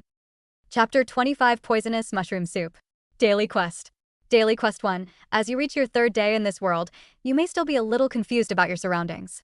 Don't worry, today you'll have ample time to explore this land, but be sure to watch out for the small creatures lurking in the grass. Task completion reward, 10 points, map function activated. Daily Task 2. The forest is vibrant after the rain, with various mushrooms blooming in abundance. Players must find the special mushroom with a red umbrella-shaped cap and a white stem among the many mushrooms. Task completion reward, 10 points. Daily Task 3. We already have the red umbrella-shaped, white-stemmed mushrooms, but we need to add one more ingredient to cook mushroom soup, meat. Now, please find a type of meat to prepare a delicious and nutritious mushroom feast. Task completion reward, 10 points. Mushroom? Meat? Yaya stared at the last 2 items on the task list, her brows furrowed as she fell into deep thought. She had a good memory and vaguely remembered that the red umbrella-shaped, white-stemmed mushrooms were highly poisonous and could not be neutralized by simple cooking. If she accidentally ate them, she would probably die instantly. There must be some other way, right?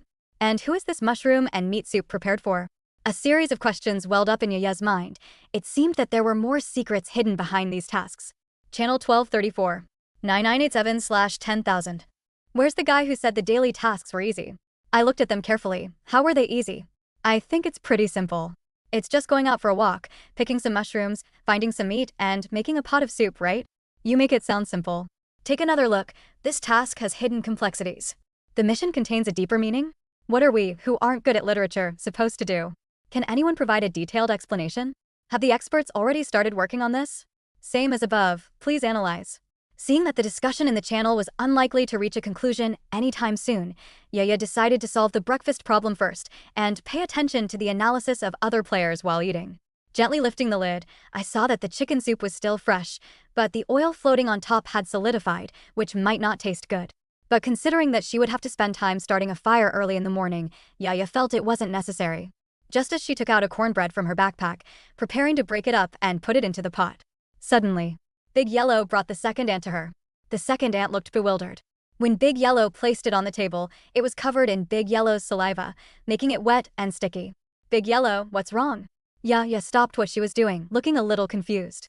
Da Huang didn't say anything, but just used its nose to push the second ant towards Yaya, and then it said in a low voice to the second ant, "Tell the master that you can breathe fire. Cold chicken soup doesn't taste good, and if you always eat like this, the master's stomach will feel uncomfortable." The second ant suddenly realized what was going on, but it was thinking about how to tell Yaya in a subtle way that it could breathe fire. Just as the second ant was struggling with its decision, it suddenly realized that if they planned to live here long term, there was no need to hide their strength. It's always better to openly demonstrate your abilities to Yaya than to keep them hidden. After making up his mind, the second ant crawled onto Yaya's hand and gently blew a breath into the air in front of him.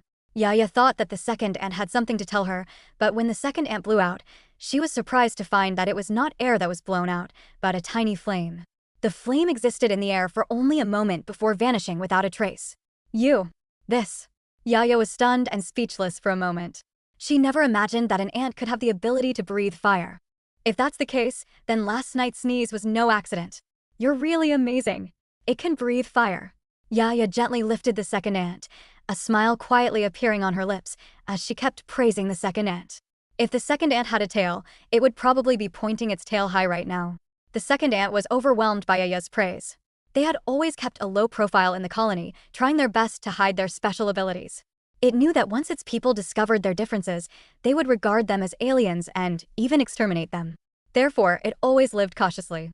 But this is the first time it has received such praise, the first time someone has publicly commended its abilities, called its skills useful, and said that it is not a burden, much less an outcast that should be rejected. Seeing that she didn't have to start a fire herself, Yaya had ant number 2 stand on her shoulders, held the pot in her hand, and walked towards the outside. She carefully moved the pot rack to a new position and placed the pot on it. They also gathered some dry branches from the side and stacked them at the bottom of the pot. Seeing that Yaya had prepared the branches, the second ant took a small step forward, aimed at the branches, and sprayed a ball of blazing flame. This flame was much larger than the one it had shown Yaya before.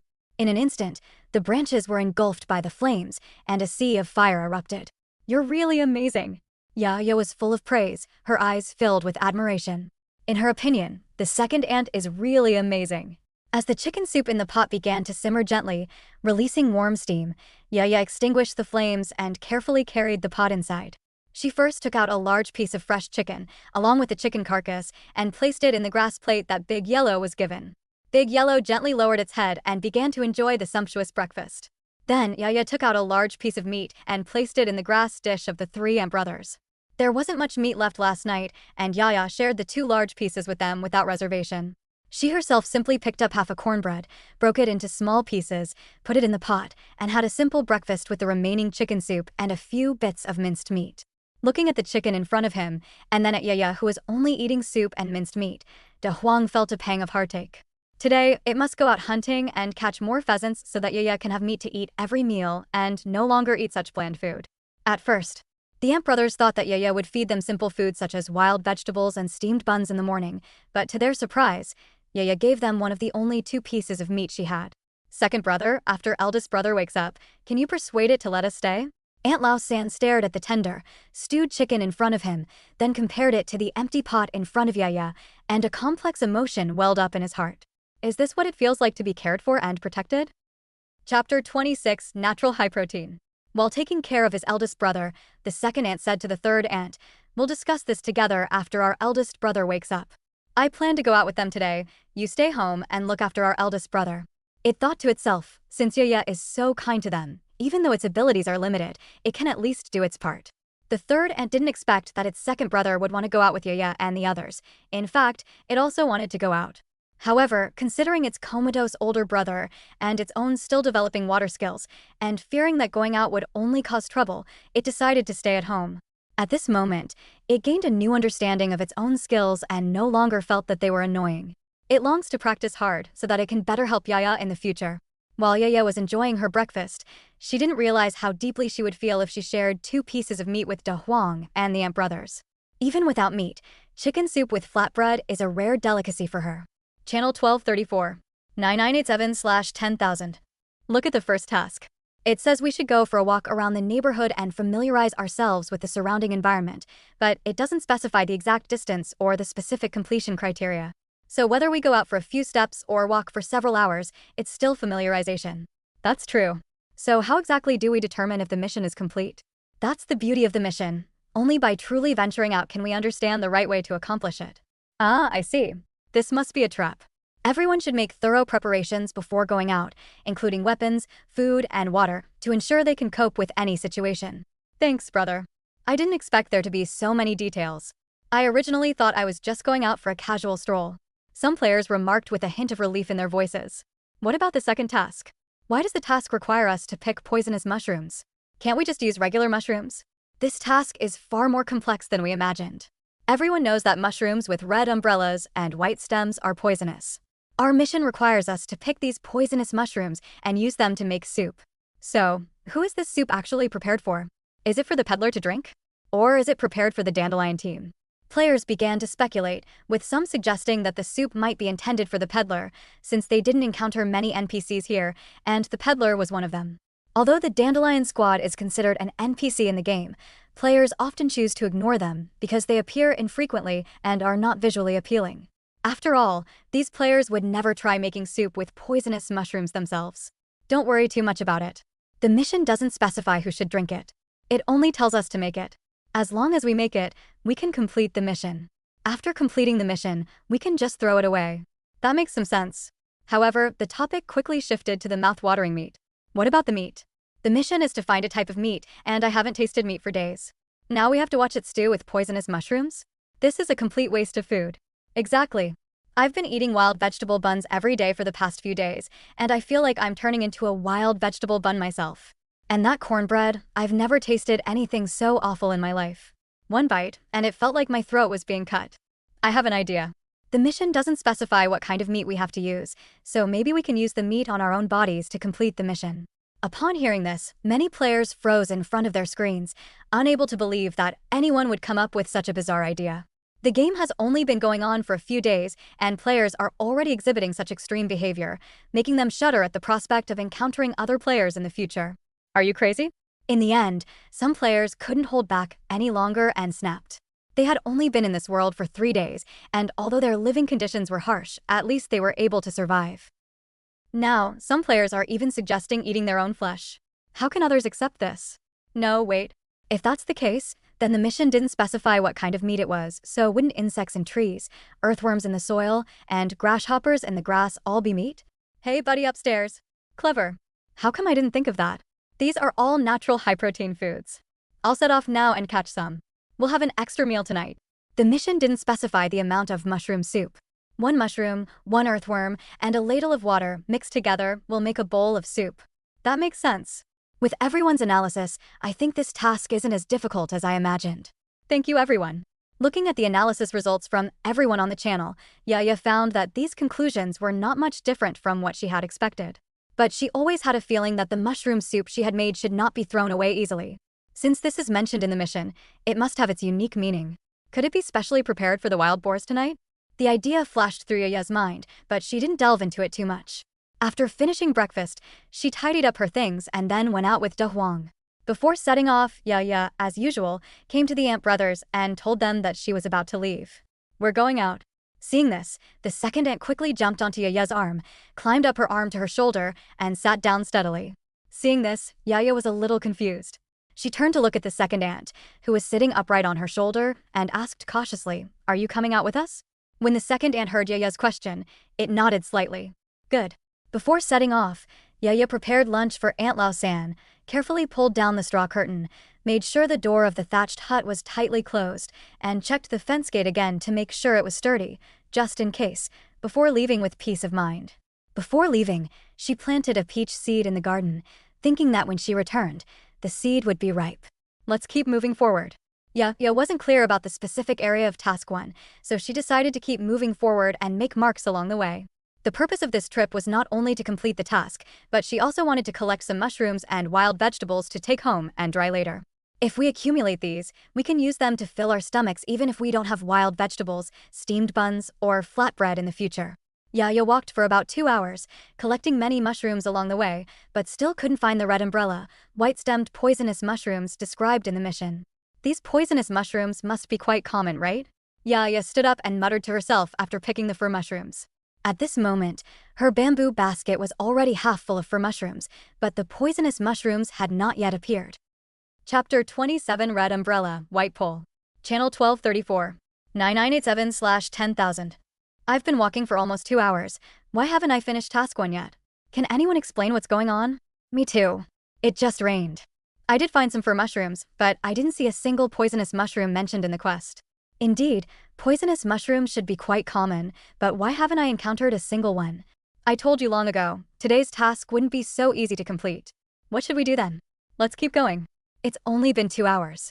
The mission statement said we have enough time to explore today, so I think we might have to walk for another hour or two. No way? I've been marking the way, but I'm worried I won't be able to find my way back. The map will be activated after the mission is completed.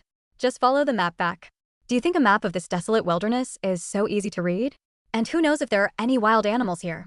Don't say it, it gives me the creeps. Everyone should think of it this way. What if we happen to find the poisonous mushrooms mentioned in Task 2 when we complete Task 1? That's a good idea. I hope it goes that smoothly. I'm wondering if we shouldn't walk in a straight line when exploring our surroundings, but rather circle around the thatched hut. I've been circling around the thatched hut, and I haven't completed the mission. I think that brother might be right. It probably depends on the time. Everyone, that's enough. Don't go too far and be careful. Watching the other players leave one after another, 2 whole hours had passed, and they all returned empty-handed. Yaya couldn't help but breathe a sigh of relief. Relieved, she leisurely searched for poisonous mushrooms around her while marking the trees. Nearly 2 more hours passed, and Yaya's pace did not stop. During this long period of time, she not only found for mushrooms, but also unexpectedly discovered some dandelions and several other edible wild vegetables. She happily put these things into the bamboo basket until it was completely full. Just as Yaya was feeling satisfied, the game screen finally showed some movement. A message popped up slowly, clearly showing that her daily task 1 had been completed. Daily task 1 completed, reward, 10 points, map function activated. Just as Yaya finished completing task 1, her gaze was drawn to a poisonous mushroom under the tree. This poisonous mushroom is exactly the red umbrella-shaped, white-stemmed mushroom described in Mission 2. Its canopy is wide and about the size of a large yellow dog's head. It is not only huge in size, but also very eye-catching in appearance. The entire umbrella surface is a vibrant red, adorned with various colorful circular patterns, resembling a magnificent painting. The cap of the poisonous mushroom is white and thick, emitting an enticing aroma. The aroma, like the sizzling fragrance of braised pork, tantalizes all creatures fortunate enough to catch a whiff. Yaya squatted down and carefully examined the poisonous mushroom. Around the mushroom were the corpses of many small insects. They were clearly attracted by the aroma, but unfortunately died from poisoning after tasting the poisonous mushrooms. Yaya carefully collected the insects that had died from the poisonous mushrooms and wrapped them in a large leaf. Then, she cut some wild grass from the side and laid it on the top of the bamboo basket before picking up a sickle and carefully picking the poisonous mushrooms and the surrounding fungi, gently placing them on the wild grass. With the poisonous mushrooms harvested, Yaya's second daily task was completed, and a notification appeared in her field of vision indicating that the task was finished. Daily task 2 completed, reward 10 points. Yaya didn't just take a small part of the poisonous mushroom, she carefully packed the whole mushroom away. She felt that this poisonous mushroom might have other uses, so she decided to keep it for future use. The soup required for Task 3 only needs a small portion of poisonous mushrooms as an ingredient, while Yaya plans to grow the rest near the fence gate. Considering the aroma of poisonous mushrooms and the potentially lethal toxins they contain, she decided to cultivate them here to create a natural mosquito coil.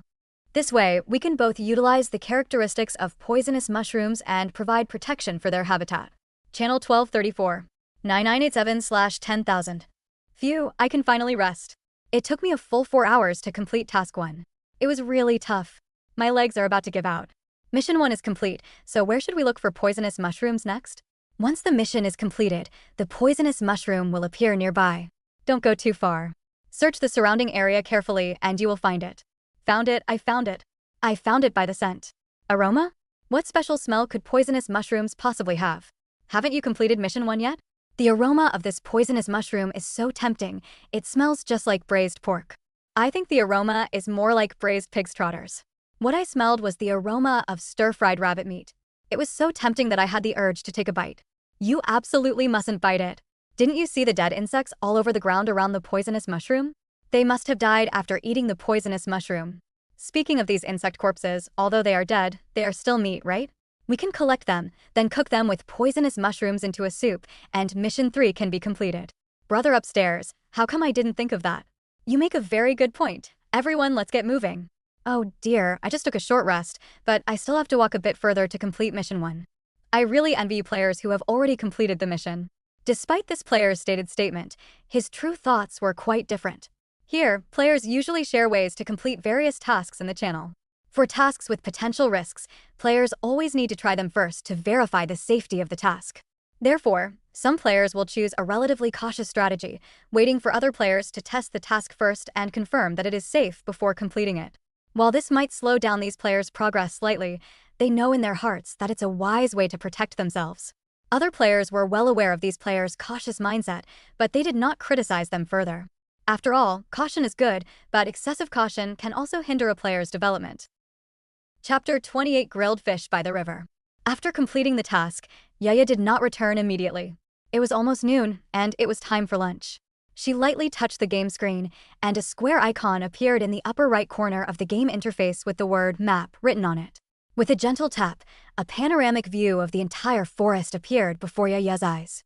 The screen was filled with images of trees, and in the lower left corner, there was a small house, which Yaya guessed must be her thatched hut.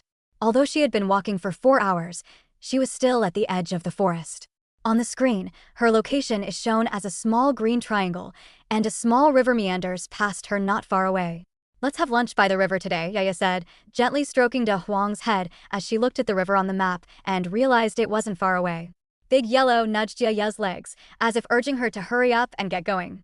Because they had been wandering in the forest all day, Big Yellow was worried that its owner might be in danger, so it stayed close behind and did not go hunting. So they followed the direction of the stream shown on the map, and after about half an hour, they finally heard the sound of flowing water.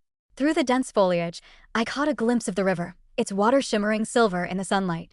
Upon closer inspection, Yaya discovered that the river was not deep, but clear and transparent, with fish swimming leisurely in it. When Da Huang saw fish in the river, he jumped into the water without hesitation. With a splash, water splashed everywhere.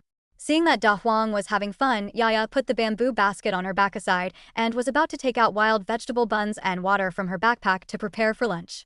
To everyone's surprise, Big Yellow had a live, wriggling fish in its mouth and threw it on the ground. Yaya knew that Da Huang was capable, but she didn't expect it to catch a fish as thick as an arm so quickly. Seeing that Yaya was staring blankly at the fish on the ground, Da Huang picked up the fish and brought it to her feet, looking at her with expectant eyes, as if to say, "Let's eat fish for lunch today." "Good." Yaya gently patted Da Huang's slightly damp head, picked up the bamboo basket beside her, and walked to the riverbank. She built a simple circle with stones from the riverbank, cut 2 sturdy branches from a nearby tree, and inserted them on both sides of the stone circle as supports. They cut off several thin, straight branches and used them to string the cleaned fish together. While Yaya was busy processing the fish, Ant number 2 was also busy, collecting many dry twigs around him. When Yaya brought over the skewered fish, it had already lit the dry branches on fire. To make the fish more delicious and easier to cook, Yaya found a sharp stone by the river, made a few cuts on the fish, and then placed it on a burning branch. The crackling sound of burning branches and the sizzling sound of fish skin roasting to a golden brown and crispy mingled together, releasing an enticing aroma. As the resin heats up and the oils in the fish slowly seep into the skin, the fish becomes tender and juicy. When Yaya flips the fish over, you can see that the surface of the fish meat has a beautiful golden yellow edge with a slightly charred aroma, while the meat inside is light pink, tender and juicy. Soon, the fish was grilled. Yaya placed the grilled fish on a large, washed leaf next to her, sprinkled it with some salt, and seasoned it simply. Big Yellow Ant. Yaya wanted to call Da Huang and Ant number 2 over for dinner, but when she was about to say it, she suddenly realized that Ant number 2 didn't have a name yet, and it would be a bit impolite to call him by his name. The second ant seemed to have noticed the problem as well. The 3 brothers have always addressed each other as eldest brother, second brother, and third brother. Even the other ants in the colony simply address each other as hey or hello, so they have never had a formal name. "How about I call you Ma Irma from now on? The injured ant must be your eldest brother, right? How about we call it Ant 1 from now on and the other one Ant 3? As Yaya spoke, she pondered. She was not good at naming things, otherwise Da Huang would not have such a name. She herself did not have a surname because her grandmother considered her a girl and did not give her a surname in order to prevent her stepmother from being unable to give birth to a younger brother. When Da Huang heard the name Ma Irma, he couldn't help but laugh so hard that he lay down on the ground. "Ha ha, I thought my name was casual enough, but I didn't expect your names to be even more casual. Ha ha, that's hilarious, Ma Irma." Big Yellow rolled around on the ground laughing, and at the end, he didn't forget to tease Ma Irma. However, it did not comment much, because it understood that Yaya named them out of her concern for them, and, besides, Yaya herself did not have a proper name. "What do you think?" Yaya pondered for a moment and thought the 3 names were quite appropriate. She looked at the second ant standing on her shoulder and softly asked for its opinion. The second ant deeply understood the weight of a name. For the three ant brothers, a solemn and meaningful name had always been a luxury because few people cared what their names were. Now that Yaya has given them these names, it feels incredibly happy.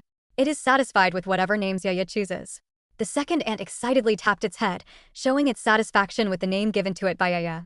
I'm glad you like it, Ma. After naming Ma, Yaya picked up 2 small wooden sticks that had been prepared nearby and used them as chopsticks. She picked out half of the fish and placed it on the leaves in front of De Huang. Then she took half of the remaining fish and handed it to Ma next to her. The remaining half was what she kept for herself. When Yaya tasted the first bite of grilled fish, she felt the tenderness of the fish and the smoky flavor from the burning branches intertwine on her tongue. With just a light bite, this unparalleled deliciousness bloomed in her mouth, making her feel intoxicated. The deliciousness of grilled fish is not limited to the fish meat itself. The crispy fish skin has a rich texture and a slightly charred aroma. It's delicious. Big Yellow, have my cooking skills improved again? As Yaya ate, she asked questions, making sure to share her joy with De Huang. Woof. Big Yellow responded with a soft bark. It had always thought Yaya's cooking skills were excellent. Although the fish is only seasoned with simple salt, Yaya's grilling technique is superb, making the whole fish taste more layered and complex. Yaya, De Huang, and Ma finished the entire grilled fish, and the 3 of them were all full. Hiccup. I'm so full. A contented Yaya leaned against a nearby rock, while Big Yellow and Ma, who was perched on its back, enjoyed the afternoon together. The afternoon sun filters through the leaves, casting a warm and languid glow that makes one feel slightly sleepy. Squeak. Chapter 29 Encounter. Squeak. It smells so good. What is this smell? Is someone grilling fish nearby? Just as Yaya and De Huang were enjoying the tranquility of the afternoon, a low voice suddenly came from afar. Upon hearing the sudden sound, Yaya immediately straightened up and looked around alertly. Although the map does not indicate whether other players live in this area, it cannot be guaranteed that this area is completely uninhabited. Unsure of the visitor's intentions, Yaya decided to avoid unnecessary contact. She quickly placed the second ant on her shoulder, picked up the bamboo basket next to her and carried it on her back, called out to Big Yellow, and turned to walk quickly in the opposite direction from the person who came. Not long ago, Yaya's figure had just disappeared into the forest path when the player quickly arrived at the river where they used to grill fish. Guided by the aroma of grilled fish, players tiptoe through the woods and eventually reach the riverbank. There, stones were piled up to form a small stove, with 2 wooden frames standing beside it. This seems to be a place for grilled fish, but the people are nowhere to be found. He muttered to himself, his gaze falling on the unclean tools in front of him. Looking around at the ground, he noticed 3 leaves scattered about, covered in grease, which were likely used to hold grilled fish. However, there was a fish bone next to only 1 leaf, while the other 2 leaves were empty. He reached out and gently touched the burnt branches in the center of the stone. The ash seemed to still retain warmth. This is enough to prove that someone was grilling fish here not long ago. However, he couldn't be sure whether the person grilling the fish was a player. To clarify his doubts, the player posted his questions in the game channel, hoping to get some clues from other players. If other players encounter a similar situation, then what they're experiencing is likely a plot device set up by an NPC in the game. However, if other players do not encounter a similar situation, and the fish griller left in such a hurry, it is possible that someone was grilling fish there and fled in panic after hearing the fish griller approaching. Channel 1234. 9987/10000. Did anyone encounter any suspicious characters or anything strange in the forest? Hey bro, what happened to you? Share it with us. I haven't encountered anything here, not even a rabbit. I'm starting to doubt if this is really a forest. How come there isn't even a rabbit? I did see some rabbits, but they were too fast to catch. It's good that we didn't encounter them. It saves us from running into large wild animals, which would have left us with no way to escape. We've gone off on a tangent, brother. What exactly happened to you? Tell us so we can all help you analyze it. Yeah, tell us. The topic was suddenly brought back to what had been ignored earlier. The player who had been wandering by the river searched the surrounding area, but found nothing and returned to his original spot. He shared his discovery with other players in the game channel. I had just finished task 2 and was about to head back when suddenly the air was filled with the aroma of grilled fish. I thought there shouldn't be anyone here, so I followed the smell to the riverbank. Guess what? I actually found signs of grilled fish here, and the people grilling the fish seemed to have just left, as the charred branches were still warm. So I want to ask everyone, have you encountered any strange NPCs, or have you met any other players? No way? Could you be hallucinating because you're too hungry? Could that smell be from poisonous mushrooms? After all, everyone smells things differently. Definitely not. I'm right here by the river.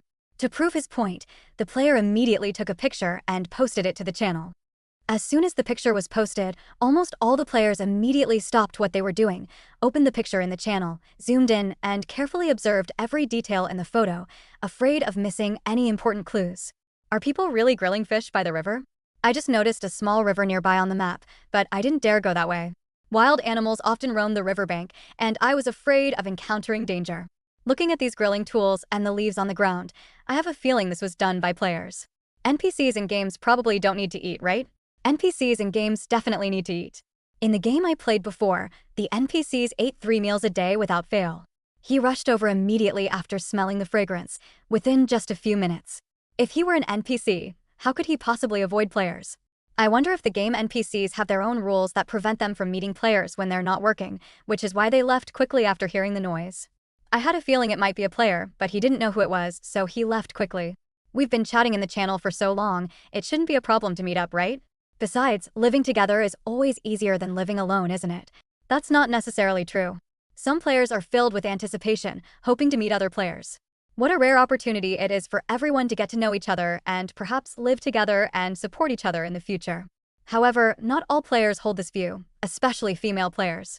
They tend to avoid contact with each other as much as possible when they don't know whether the other person is good or bad. Although everyone in the channel chats and laughs every day, they don't know each other well, nor do they know each other's character.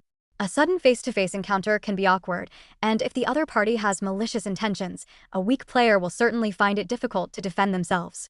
You've been analyzing for so long, but it feels like you haven't said anything at all. Then you analyze it.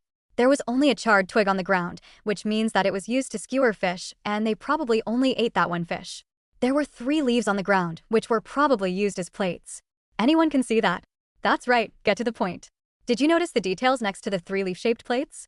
There are many fish bones scattered next to one of the plates, while there aren't any next to the other 2. This suggests that one of the people can't eat fish bones. This could be a player or an NPC. So, the remaining 2 people are probably animals like dogs or cats, which can eat fish bones. Damn, now that you put it that way, it actually makes some sense. But it seems like no players have pets right now, right? They can't even support themselves. How are they supposed to raise pets? If that's the case, then they must be NPCs with 2 pets. We'll understand when they appear next time. You can't say that. What if it's a player?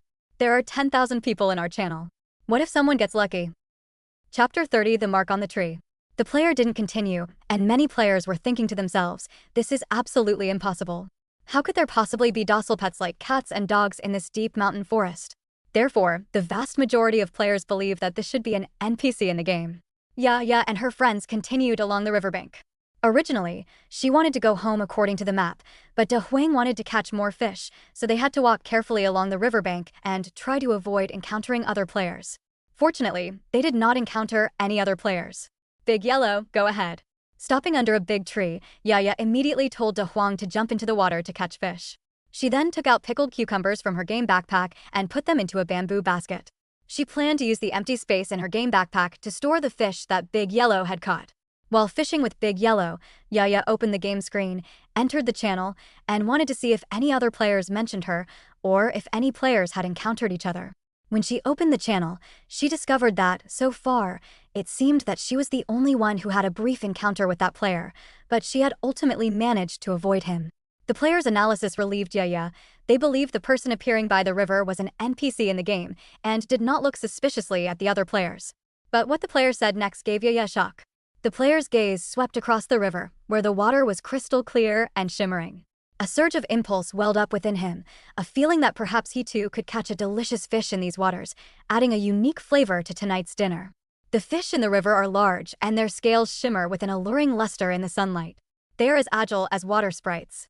As soon as they sense someone approaching, they quickly drift away with the current, leaving only ripples on the river's surface. Unwilling to leave empty-handed, the player patiently waited by the river, trying various methods to lure the fish into his trap. Time passed slowly, and all his efforts seemed to have come to naught. He couldn't even catch a glimpse of the fish. Just as he was about to give up and return to his lodgings according to the map, he suddenly noticed something strange about the big tree next to him. Upon closer inspection, a knife mark was clearly visible carved on the tree trunk, obviously a mark left intentionally by someone. I suddenly noticed marks made with a knife on the trees by the river. Could they have been left by someone grilling fish by the river? The moment he uttered those words, the entire channel erupted in a frenzy of excitement. Dude, are you still loitering by the river? Yes. I was just about to leave when I found the mark on the tree. He answered casually, but it aroused everyone's curiosity. Are there any players here who haven't gone back yet?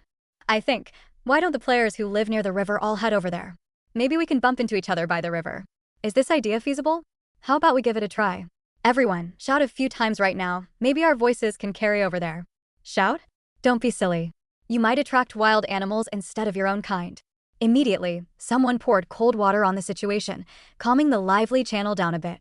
Many players expressed curiosity about the river, but in reality, they were not really willing to go to the river. What if you encounter other players and they take the opportunity to steal your supplies? However, what they are more curious about now is whether the person who made the mark on the tree and the person grilling fish by the river are the same player. So, are you going to follow the markings? Yes, are you planning to follow the markings? The player's gaze lingered on the mark on the tree for a moment, then he checked the time. The marker on the tree pointed in the opposite direction from where he lived, and it took him nearly 3 hours to get there. If he follows the markers in the opposite direction, it will take him at least 2 more hours to reach his destination. Upon arriving at his destination and discovering that he is with other players, he can communicate with them and perhaps even spend the night together. But what if it's an NPC? He was bound to return the way he came, and by the time he did, it was almost dark. The forest is very dangerous at night. He felt there was no need for him to put himself in danger for the sake of a so-called marker. This kind of adventure is for anyone who wants to go. He certainly doesn't. Without hesitation, the player replied in the chat, "No, it's getting late. I should head back now." After saying that, he stopped paying attention to the markers on the tree and ignored the messages in the channel. Instead, he focused on checking the map and headed towards his residence. Within the channel, his refusal created a subtle yet heated atmosphere. A group of players, like flames that have been lit, stirred him up, trying to ignite the curiosity in his heart. Dude, don't be such a coward. Go check it out, it won't hurt you. Maybe there really are players waiting for you over there. Yeah, and there are pets too. Players who get to eat meat are rare gems. If you get on his good side, you can have whatever you want in the future, right? Bro, please go take a look. I'm begging you, you're killing me with curiosity. Amidst the incitement of this group, there were also voices of calm. They've already said they don't want to go, so don't force them. If you want to see it, go find it yourself and satisfy your curiosity. Although the sound was not loud, it was like a clear spring, calming the restless channel a little. Although some players claim they will follow the markers on the trees, they have different ideas in their hearts. They won't easily take risks without a clear destination. Yaya's tension finally eased after seeing the player give up the search, and she breathed a deep sigh of relief. Let's not mark the trees anymore. Woof. Just as Yaya was thinking this, she saw Da Huang standing in front of her, all wet, with 6 large fish, each as long as an arm at her feet. Yeah, you never expected that in such a short time while she was checking the messages on the channel. Da Huang had already caught so many fish. Big Yellow, you're amazing. Hearing Yaya's praise, Da Huang wagged its tail, looking very proud. Actually, when it first arrived here, there weren't many fish, and it failed a few times when it first went into the water. But unexpectedly, for some reason, the fish upstream surged down as if they didn't care about their lives. Under these circumstances, it can catch a bunch of fish even with its eyes closed.